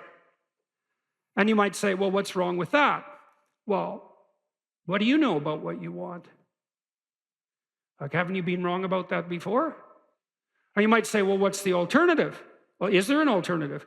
Well, you have to want something from the person to even interact with them. It's like, no, you could want to see what happens. You could want to play. You could tell the truth. That's an interesting thing to do, because you don't know what's going to happen if you tell the truth, that's for sure. You could let go of what you want and just say what you think. And you could presume, and this is an act of faith too, that the truth does set you free, and that the truth that's spoken properly makes out of possibility the order that is habitable and good. And then you could just tell the truth, and you could see what happens, and that would be an adventure. And that's better than expediency, partly because maybe you're wrong about what you want. And you know that because you're kind of narrow and maybe narrowly self-serving from time to time, and your purview of the world isn't as wide as it could be, and you're a bit bitter, so you tend to be that narrowly selfish because of that. And so you want something from a conversation, and you bend and twist it to get it. It's like, fine, but maybe you'll get something you don't want. Or worse, you'll get something that's positively bad for you. That happens a lot. And so part of the reason there's a deep moral injunction to tell the truth in a religious sense is because there's a hypothesis behind that, which is there isn't anything better that can happen to you than what will happen to you if you tell the truth. Now, that might be hidden from you because sometimes if you tell the truth, and I don't mean to blurt everything out carelessly, like this is a sophisticated thing to do. It's not careless. It doesn't mean just say any old thing that pops into your head. You have to be judicious with the truth. But the notion would be, if something emerges as a consequence of engaging truthfully, and it doesn't seem to be going your way, wait. There's more to the story to unfold, because like, how do you know if it goes your way or not? Like, over what time span are you calculating this? Because sometimes things can go pretty badly initially and then much better as they progress. And lots of times the truth has that effect, because you reveal something that's maybe disturbing or shocking even to yourself and to others, and it causes waves, especially if it's a deep truth, and that destabilizes everything. It's like, yeah, but maybe that's preferable to a false peace. You can't find out if it's true without doing it. You're not going to gather the evidence beforehand. So that's the truth side of it. Meaning, pursue what's meaningful instead of what's expedient. It's another hint, like the spirit of play, about the pathway. The yin and yang symbol, the famous symbol, it's two serpents, one black, one white, head to tail. Inside the black serpent, there's a white dot, and inside the white serpent, there's a black dot. And the representation is something like, the world of your experience is made up of chaos and order. And order is where you are when things are going according to what you want. And chaos is everything that can come in and disrupt that. And both of those can be positive and negative. Too much order, tyranny, right? Too much chaos, nihilistic uncertainty. Optimized balance. So let's think about what the optimized balance would mean. You have a structure of perception and conception that you inhabit. It's orderly, reasonably orderly. Orderly enough so that when you inhabit it, most of the time things are going the way you want them to go. But things change and shift, and you don't know everything you should know. So you can't just stay where you are with a good thing. You have to expand. And as you expand, you move out of the domain of order into the domain of chaos, or out of the domain of actuality into the domain of possibility. And then you might think, well, how do you know when you're doing that optimally? Well, one marker, as I said before, maybe that you do it in the spirit of play. But another is, and this is so much worth knowing, things get meaningful. People ask, does life have any meaning? It's like, why is anything worth doing if in 4 billion years the sun is going to envelop the earth? And the answer to that question is, that's a stupid question. And I can prove that in some sense. It's like, you're a mother and your baby's crying, and so you're going over there to do something about it. And someone comes along and says, why do you care if that baby's crying? In 4 billion years, the sun is going to envelop the earth. And what's the right response to that? It's something like, go away. Are you out of your mind? And the answer to that question is yes, you are out of your mind. Of course, you can find a time frame or a spatial frame of reference that makes everything you do pointless. It's like, what is this going to matter in 20 trillion years? Well, it's like, the only proper response to that is, that's not a wise time frame. Imagine you're in a concert, listen to some great music, and it's got you, and someone taps you on the shoulder, and this is going to come to an end. And well, what's your response? Like, go away. And that's the right response to that voice in your head that does those things to you, which says, you're engaged in something, and a nihilistic thought comes out. Well, what's the point of this, given, how unbearable the world is in the current political situation, and the fact that we're inhabiting some ball of dust on the edge of some fringe part of the cosmos, and that everything's dead and material. It's like, get thee behind me, Satan, right? Really. It's not a mark of wisdom.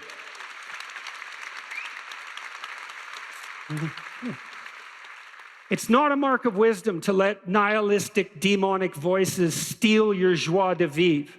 That is not a mark of wisdom. And you might object, well, at least it's not naive. It's like, yeah, cynicism might be preferable to naivety, but it doesn't hold a candle to wisdom. And that's worth knowing too. Because once you've been hurt and you're cynical, there's no going back to naive. But there's no point in staying at cynical.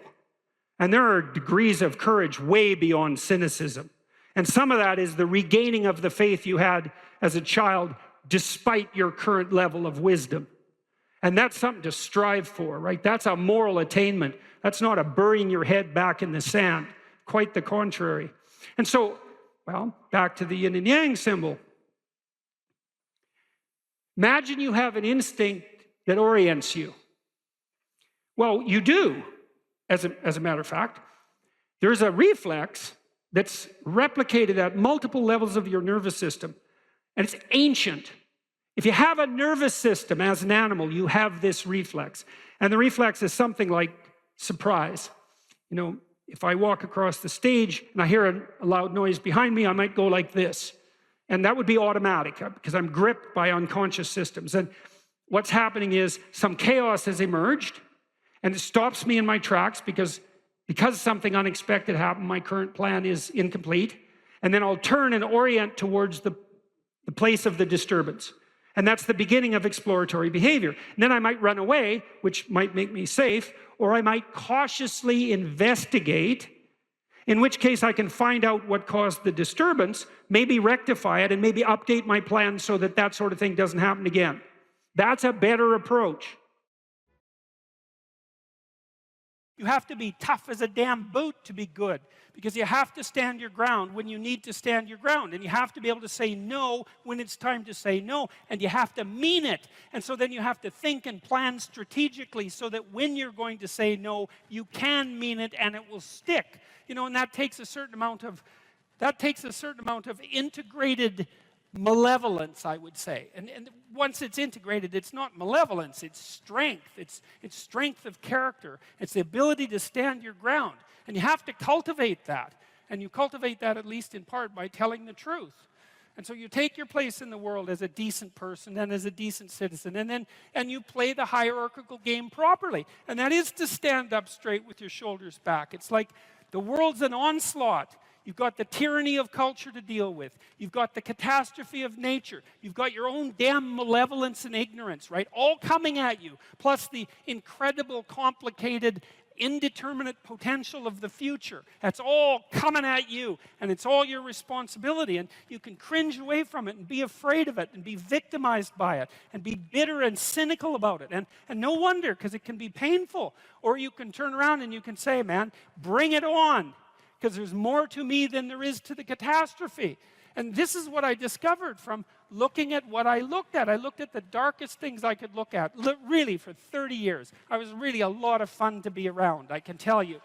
I looked at the darkest things that I could think of, right? Not only what happened in Auschwitz and what happened in the Gulag, but personal issues. You know, it's like I wasn't so much interested in the totalitarians as a group. I was interested in the people who undertook the terrible acts that the totalitarians required. You know, the people who, I was just rereading Ordinary Men, and it was a story about a police battalion in Poland that trained ordinary policemen to take naked pregnant women out into the fields and shoot them in the back of the head. It takes a lot of training, by the way, before you can bring yourself to do that. And you aren't the same person by the end of it. It's pretty goddamn horrific. You know, and I was trying to figure out, what would it be like to be that person? Because we are that person. And then what would it be like to not be that person, right? To refuse to do that, to not participate in that. You know, and what I discovered by making that totalitarian proclivity personal was that there's more to us than there is to the horror. As nature is, bent on our destruction, bad as culture is, tyrannical and bloody, back as far as you can look, as malevolent as you are in the darkest part of your heart, and that's plenty malevolent, the possibility that's within you that can well up, the courage and the truth and the ability and the skill and the willingness to set things right, if you are willing to set them right, is more powerful than all of that. And so it's so interesting. It was proof for me of an old saying. I I read from Carl Jung. It's an alchemical motif, in stir qualinus inventur, which is what you most want to be found will be found where you least want to look, essentially. And it's so interesting because it means that if you're willing to turn around and to stand up, say, and stand up straight and face the darkness like fully, what you discover at the darkest part is the brightest light. And that's something that's so much worth discovering, because there's going to be terrible darkness in your life. And it's going to make you cynical and bitter. And it could easily be that you're just not looking at it enough. Because if you looked at it enough and you didn't shy away and you brought everything you had to bear on it, you'd find that there was more to you than there was to the horror. You know, I watched my father-in-law. I'll end with this. And you know, you don't know, because you're not bringing your A game to the table with all that cynicism and bitterness and resentment and willful blindness and avoidance. Maybe you're playing at 60%. It's not good enough, because there's too much of what's bad for 60% to be good enough. It's like you need 90% or 95% or 100%. When about 15, 20 years ago, my mother-in-law developed frontal temporal dementia, which I wouldn't recommend.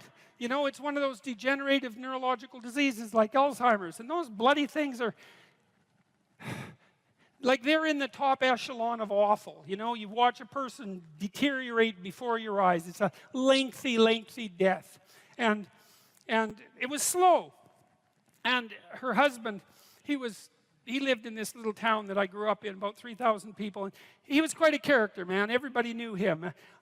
I bought him a Foghorn Leghorn t-shirt once, because that's kind of what he was like. He was loud and sort of bombastic, but he stood up straight, I can tell you. And he played the fool a little bit, mostly for the amusement of people, but he was no damn fool. And I always admired him and liked him. And the feeling was mutual, thank God, since I married his daughter.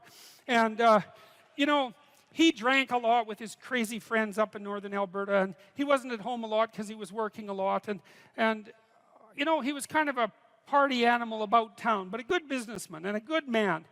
And then his wife got sick, and they moved to another town. And, you know, he took care of her for like 15 years. It was unbelievable as she deteriorated, you know, and she got more desperate to have him around, and her love for him never went away. Even as she lost herself almost completely, she would always light up when he came into the room, you know.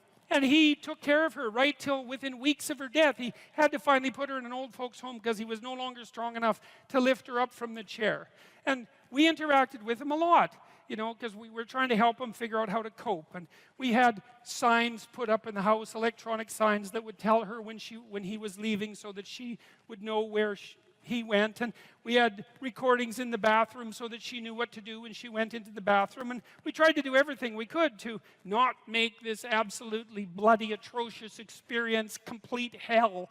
And he participated the whole way, you know, and it was really something to see. It was really it left me with a tremendous sense of admiration for him, but not just for him, but for people who can do that, you know. And if there was a new decline, he took it on, and he didn't complain about it, and he tried to do what he could, you know. And like, it was no picnic, don't get me wrong, but it wasn't hell. And then we were all gathered around the deathbed, my wife's mother's deathbed, and the family was there, and they got along pretty well, you know. And her sister's a palliative care nurse, and the other one's a pharmacist, and none of them are particularly afraid of illness and death. You know, they're a pretty tough group. And so, you know, they made sure their mother's lips were wet while she was no longer eating or drinking, and tried to make her comfortable. And they're around the deathbed, and they were kind of getting along, you know. It wasn't Family Feud at mother's death time, and that was kind of nice. And she died, and that was that. But it wasn't just that, because the fact that the family had coped with it well and nobly and honorably, I would say, brought them together. They were closer afterwards than they were before. And they all had more respect for their father. And then in the old folks' home, he met another woman who had a husband there who had Alzheimer's, and they got to know each other, you know, and he died after a while, and she died after a while, and then a few months later they started going out, and then eventually they had a relationship, and now they live together, and so he gained something. Like, it wasn't that he replaced what he lost, you know what I mean? Because he still has pictures of his wife up in his house, and she was the love of his life, and that's not going away, but, you know, his family respected him more, and everybody pulled together more, and it wasn't hell at the deathbed, it was just tragedy, and the family pulled together more. And that was a good example of how you can extract at least a certain amount of light out of what's dark, even at a personal level. And it's worth asking yourself. It's like, drop what you're doing that's foolish, that you know is foolish, and pick an aim that's worthwhile, you know, to make things better for yourself, like you're worth taking care of, like you're worth something, you know, and to surround yourself with people who believe the same and who are rejoicing in your accomplishments and unhappy when you fail, right? And you're comparing yourself to your accomplishments of yesterday and not to someone else's today, so that you're not jealous and bitter. And you put your own house in order so that you're not cursing the world when some of its disarray might be your fault. And you're trying to pursue something meaningful, and you're doing your best to tell the truth and all of that. And then you see what happens. Who the hell are you? You know, you think you're a miracle of some bloody bizarre sort.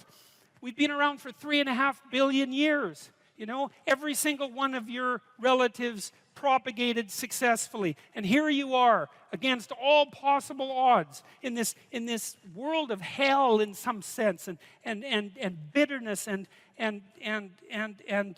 tyranny and malevolence. And yet, God only knows what's inside you, this capacity for consciousness, the capacity to confront potential and to turn it into something good. That's us, man. That's the Western story. That's the individual as the cornerstone of the state. That's our responsibility, and it really is who we are.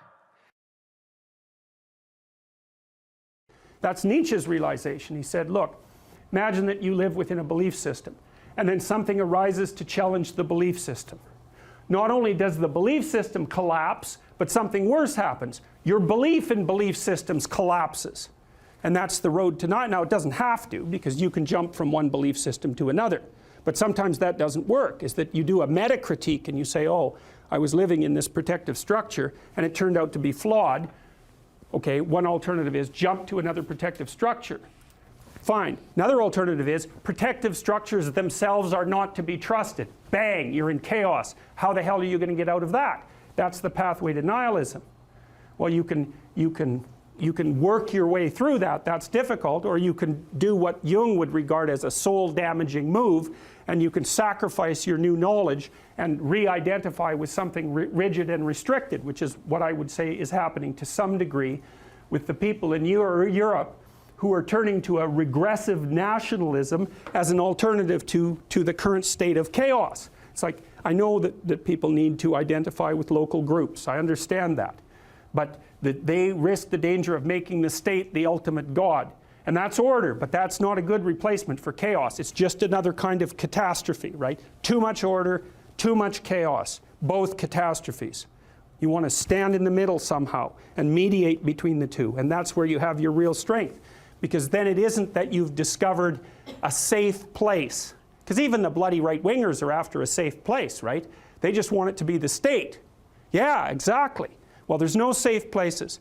And the next issue is, do you really want a safe place? Is that what you want? You want to be so weak that you want to be protected from threat? What the hell kind of life is that? You're a paralyzed rabbit in a hole. That's no life for a human being.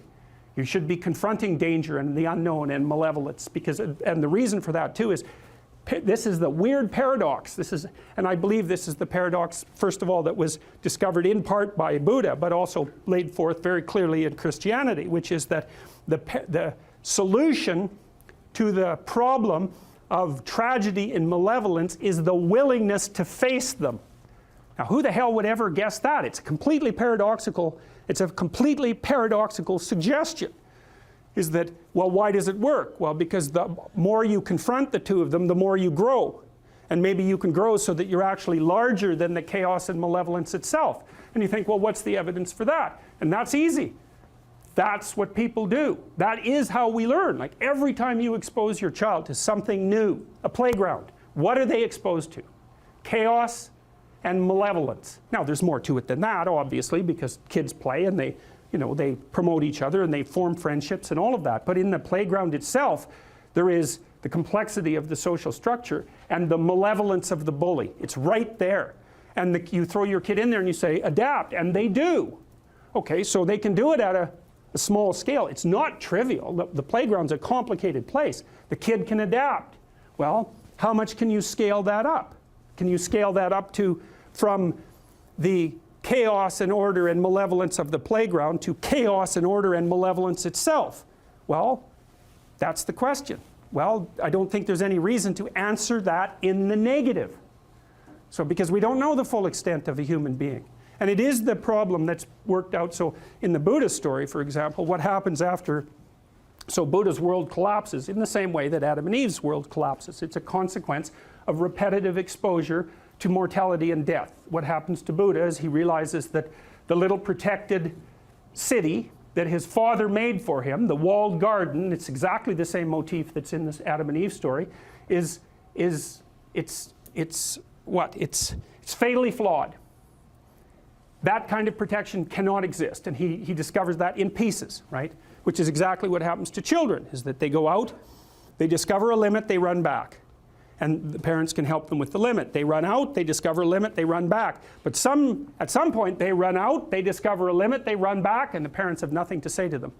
Because they've hit the same limit that the parents hit. Which is like, well, what are you going to do with your life?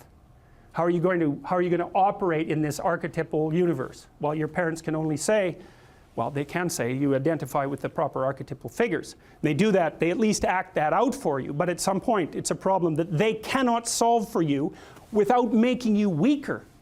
That's the thing, So it's an interesting thing that I've learned in therapy, because one of the things you have to learn as a therapist is how do you not take your clients' problems home with you.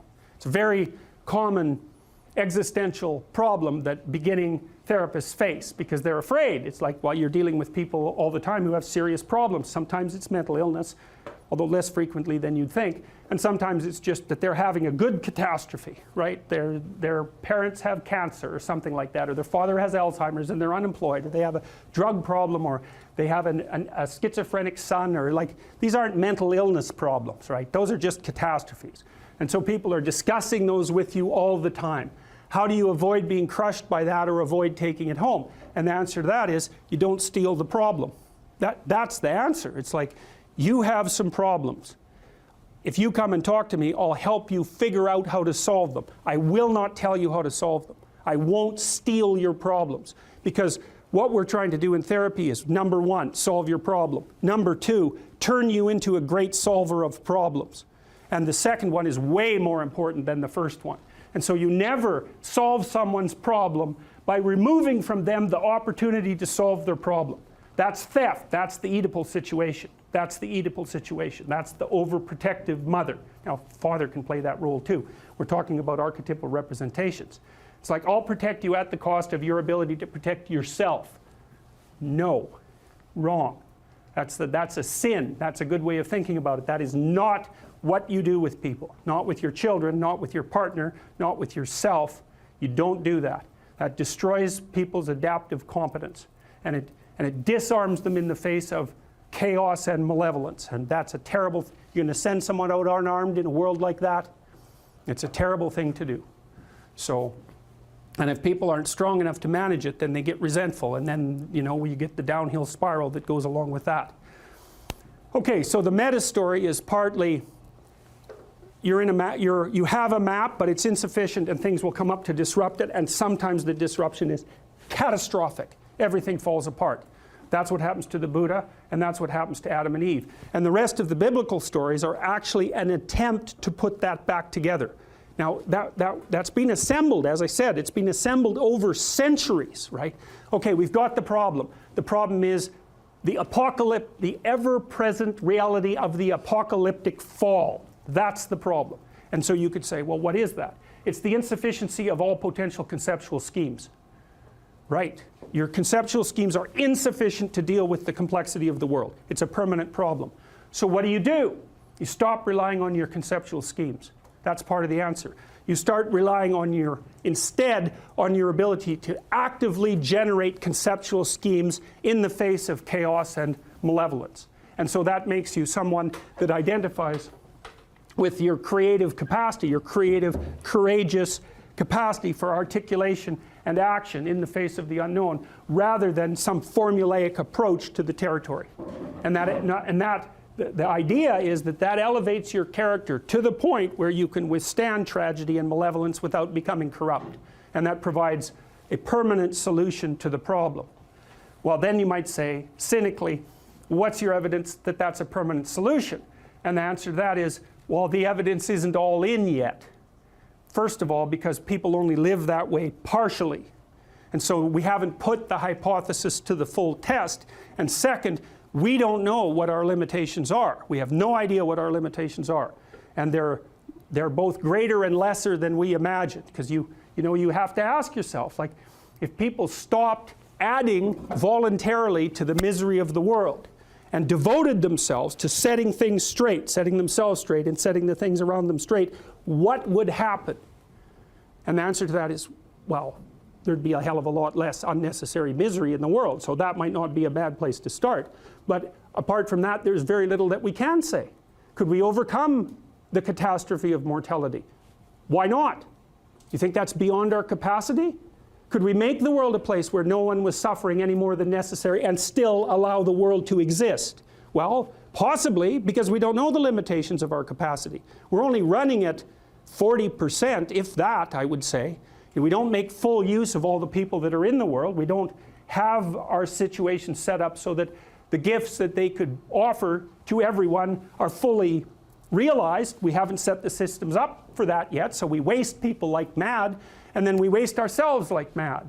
And so I would say this is something also that's one of the things that's really interesting about the Old Testament Jews. This is, I think, one of the reasons that their book has become so central, is because what happens in the Old Testament after the fall is that Israel produces a series of states, right?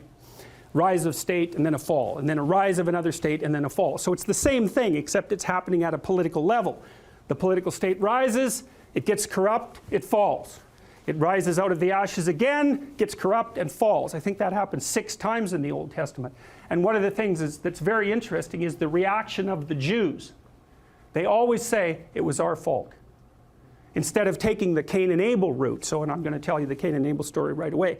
Instead of taking the Cain and Abel route, they always say, if the state collapsed, it was because we did something wrong. That's very different than saying, it's arbitrary fate. It's the nature of arbitrary fate, or the structure of reality, that we're doomed to collapse into chaos, and that's an indication of the corruption of being.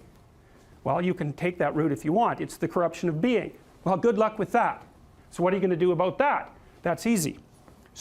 You'll start to work for the destruction of being. That's what you will do.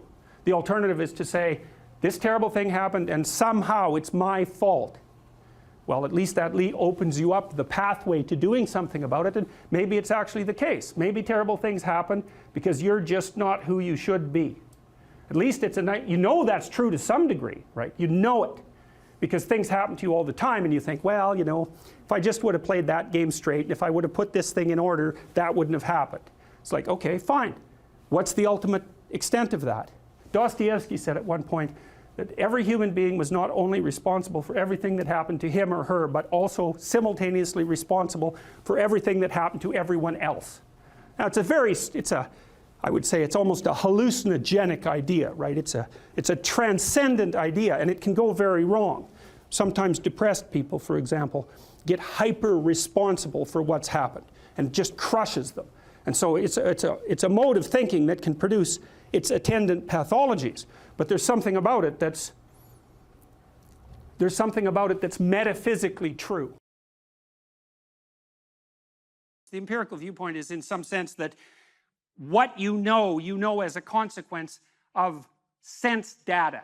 And the problem with that proposition is that there is mystery embedded inside the axiomatic presupposition of sense data.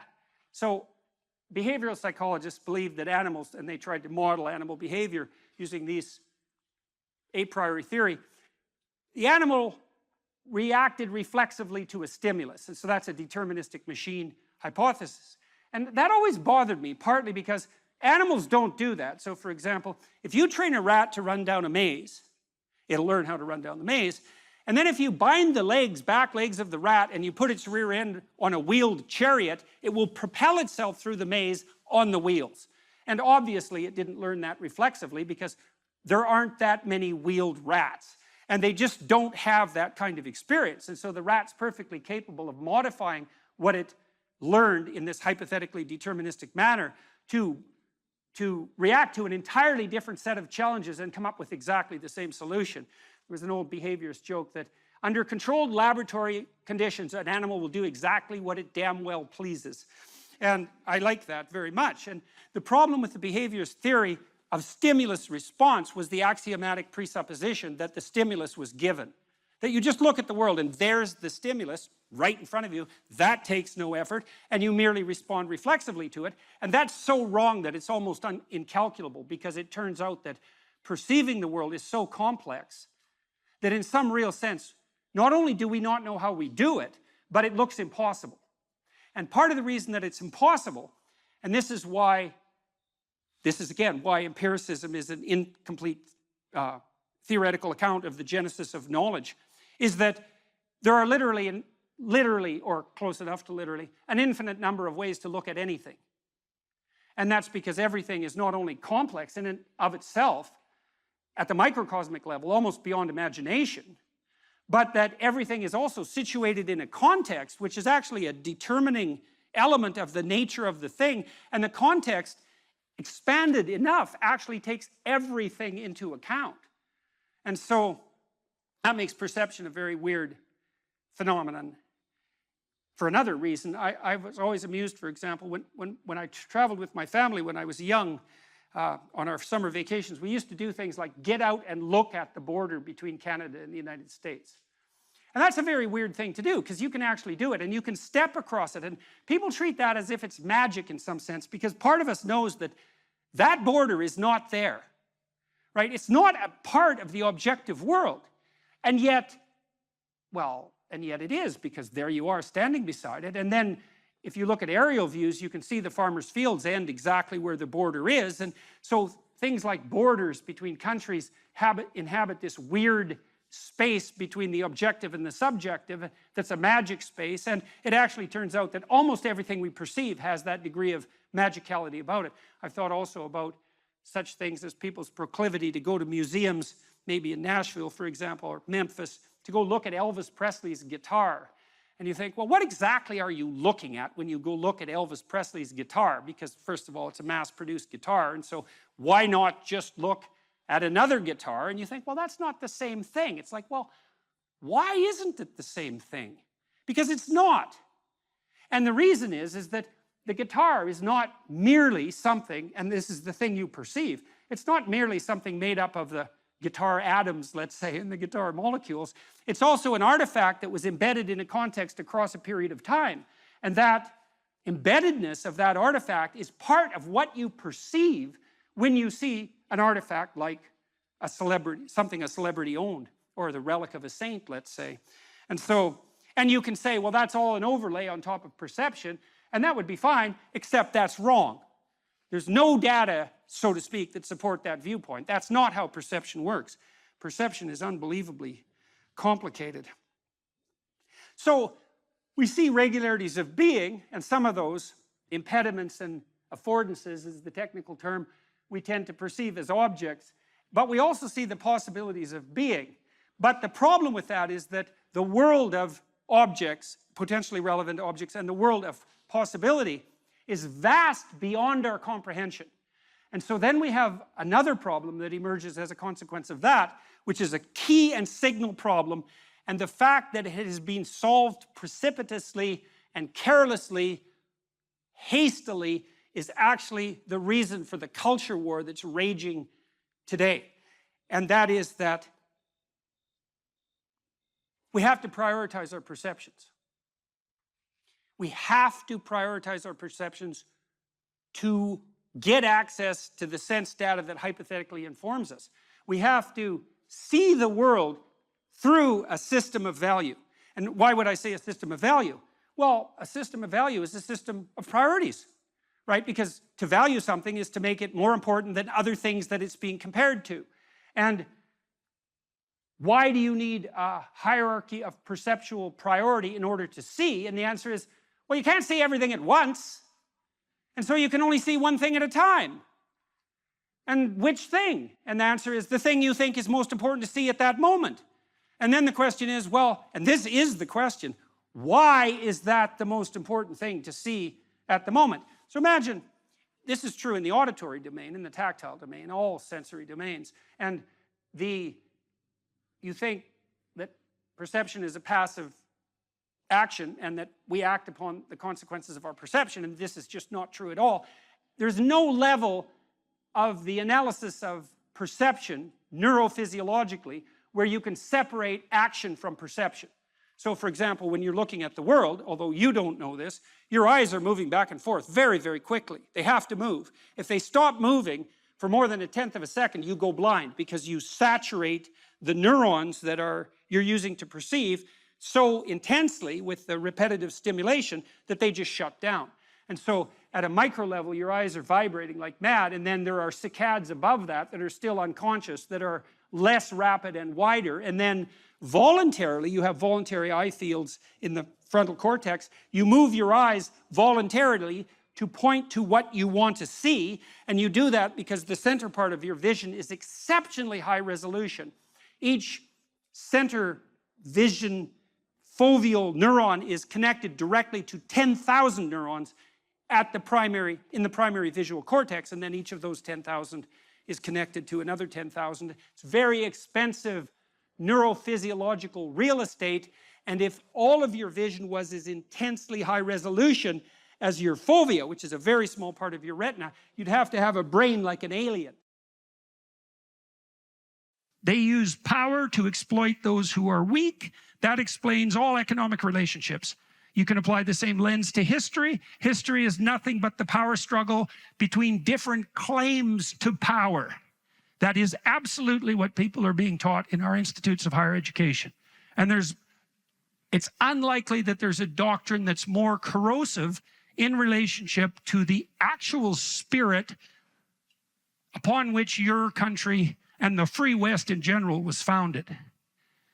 Those are antithetical stories. Well, what's the alternative story? Well, let's lay some out. Here's another story. Do what you want will be the totality of the law. That's a somewhat mangled quotation from Aleister Crowley, who was a Satanist in the late part of the 1800s. He was like a disciple of the Marquis de Sade. He was one of these people who believed, as you can believe rationally, that why the hell shouldn't I do just exactly what I want whenever I want to whoever I want, regardless of, well, let's say the cost to them. What's the rational argument against that? What if I have power and I won't get caught, for example? If I just get away with what? The untrammeled expression of my most primordial desires. Why not let that be the story? One whim after another. That's the hedonistic story. It's a cacophony, that story, because as you know from your own experience, if you give yourself over to your immediate wants, you're just one appetite after another, right? There's no real coherence there. You basically have the same psychological status as a very badly behaved 2-year-old.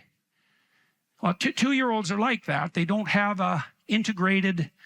their fundamental pattern of being and personality isn't integrated yet. And so they're more or less at the mercy of their whims. And a hedonist is a worshiper of his own whims, right? And he's a pagan in that sense because it's just one damn desire after another. And he might say to himself, well, those are my desires. He might identify with those desires. And that's really, what would you say, the cardinal form of identification in the modern world.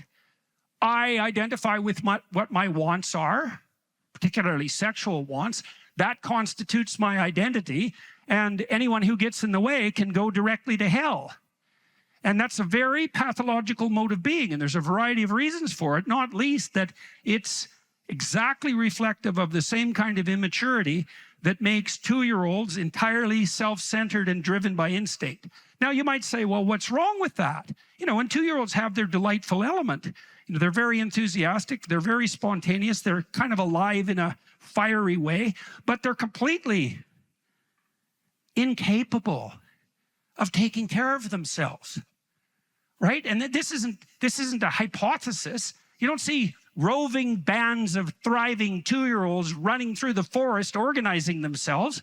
Well, why not? Well, it's because that short-term, self-centered, whim-dominated possession doesn't allow you to exist in the world. You have to mature. And of course, that's what you're trying to do with your kids as a parent, is you're trying to shepherd them through the process of maturation. Well, why? Well, how about so they have some friends? Because if it's all about them, well, then they don't have any friends. And that goes for all of you, too. If it's all about you, good luck with your marriage. If it's all about you, you don't have friends. You might have, if you're a bully in particular, you might have, you know, toadies and thugs who benefit from your use of power, but you don't have friends. If you exploit your customers as a business person repeatedly to redound to your own immediate advantage, you're not going to have customers for very long. Your reputation is going to precede you. You're not going to do well in the world. So what do you do instead? Power is a bad story. It's a corrupt way of looking at the world. It leads to violence. It's generally manifested in service to a narrow kind of hedonism, because why have power unless it's to get exactly what the hell the worst of you wants from moment to moment? If you're not under the sway of some self-centered and relatively malevolent whim, you don't need to use power on other people, because you could just ask them to go along for the journey. And maybe they would. That's what you do when you play instead of when you use force. That's what you do when you invite instead of using force. That's what you do when you establish a vision that other people share instead of being a tyrant. Well, that's what you do if you're mature. That's even what 2-year-olds understand by the time they're 3, when they start engaging in pretend play with a would-be friend. Who's a friend to a 2-year-old? Well, the first thing, or 3-year-old, because 3-year-olds start to become social. Well, the first thing you want to do if you're a 3-year-old is play a game with someone. That's not the same as having your own game, right? If you play a game with someone else, there are some intrinsic rules. Well, what are the rules? Well, how about they get a turn, right? And maybe a generous turn, right? Because if you're going to have a friend and you want the friend to like you, which is kind of like the definition of a friend, and someone who likes you would like to see you again, and that continuity of the desire to see you again and to play together, that's the definition of friendship. It's a sequence of games played with the same person. The game has to be voluntary. It has to be invitational. It has to be reciprocal, right? And so what you're trying to do with your 2-year-old is you're getting them to sacrifice the immediate gratification of their instincts to reciprocity, right? Now, you do something that's a bit more sophisticated than that, too, because the other thing you do with children and yourself and with people you love, if you're the least bit sensible, is you let them know that they shouldn't conduct themselves in a manner in the immediate present that compromises their future, right? That's what you mean when you tell your child, don't do stupid things. Well, what's a stupid thing, generally speaking? Something interesting and entertaining in the moment that you pay for, right? And that's the same as an impulsive bad habit in adulthood. It's like the definition of a bad habit. A bad habit is something that works now and not so good tomorrow, or next week, or next month, or next year, or 5 years from now, or 10 years from now. That implies as well that just as the child establishes a relationship of reciprocity with the friend, by starting to understand the future, they establish a reciprocal relationship with their future self. And that's the same thing. So what maturation is, we all know this. Maturation is the ability, let's say, to share and to forego gratification, to delay gratification. What does it mean to delay gratification? It means you don't get what the hell you want right now all the time. You have to conduct yourself in a manner that assures communal stability, let's say, and reciprocity. And in the enjoyable sense, you want to be surrounded by friends and compatriots and people who move you forward and people who wish you well, because that's going to be a lot better for you than the alternative. And you want to do that in a manner that assures the future. The whole higher cortical apparatus that human beings are blessed and cursed with is there to integrate the possessing spirits that might otherwise be impulsive and fractionating, to integrate them into a personality that can act reciprocally in relationship to others and guide itself as a consequence of apprehension of the future. It's a definition of maturity. Now, you kind of know this because as your children mature, as you've matured, the amount of time you can consider expands, right? For the 13-year-old, for a 4-year-old sitting down to take piano lessons, half an hour is an eternity, right? For a 13-year-old, 6 months into the future is forever. By the time you're 50, a year is like a week, right? Well, and there's a loss in that to some degree, but there's a huge gain because as you develop, your capacity to apprehend the consequences of your actions across broader spans of time is much improved, and that reflects cortical maturation. And the same thing happens with regards to your ability to manage yourself socially. What does it mean to manage yourself socially? Well, it means, as I said, that it's not all about you. Your aim can't be the immediate gratification of the whims that possess you. If you're married, if you have a wife or husband, is your wife or husband, how do they stand in relationship to their importance in relationship to you? Well, we could just think about it in a sort of clear-headed manner. Let's say you have a scrap with your wife, you have a fight with your wife, a disagreement, and you win. You win. She's wrong. She's punished for it in whatever way you can manage. What's the problem with that? You're right, she's wrong. Well, let's say you do that 50 times. Well, now you're living with someone you always defeat. And so now you're living with someone who's defeated. And what's the problem with that? Well, they're around. Right, and so maybe that's the problem with attaining a manipulated victory over your marital partner. Fine if it's a one-off, but you know they're there when you wake up in the morning.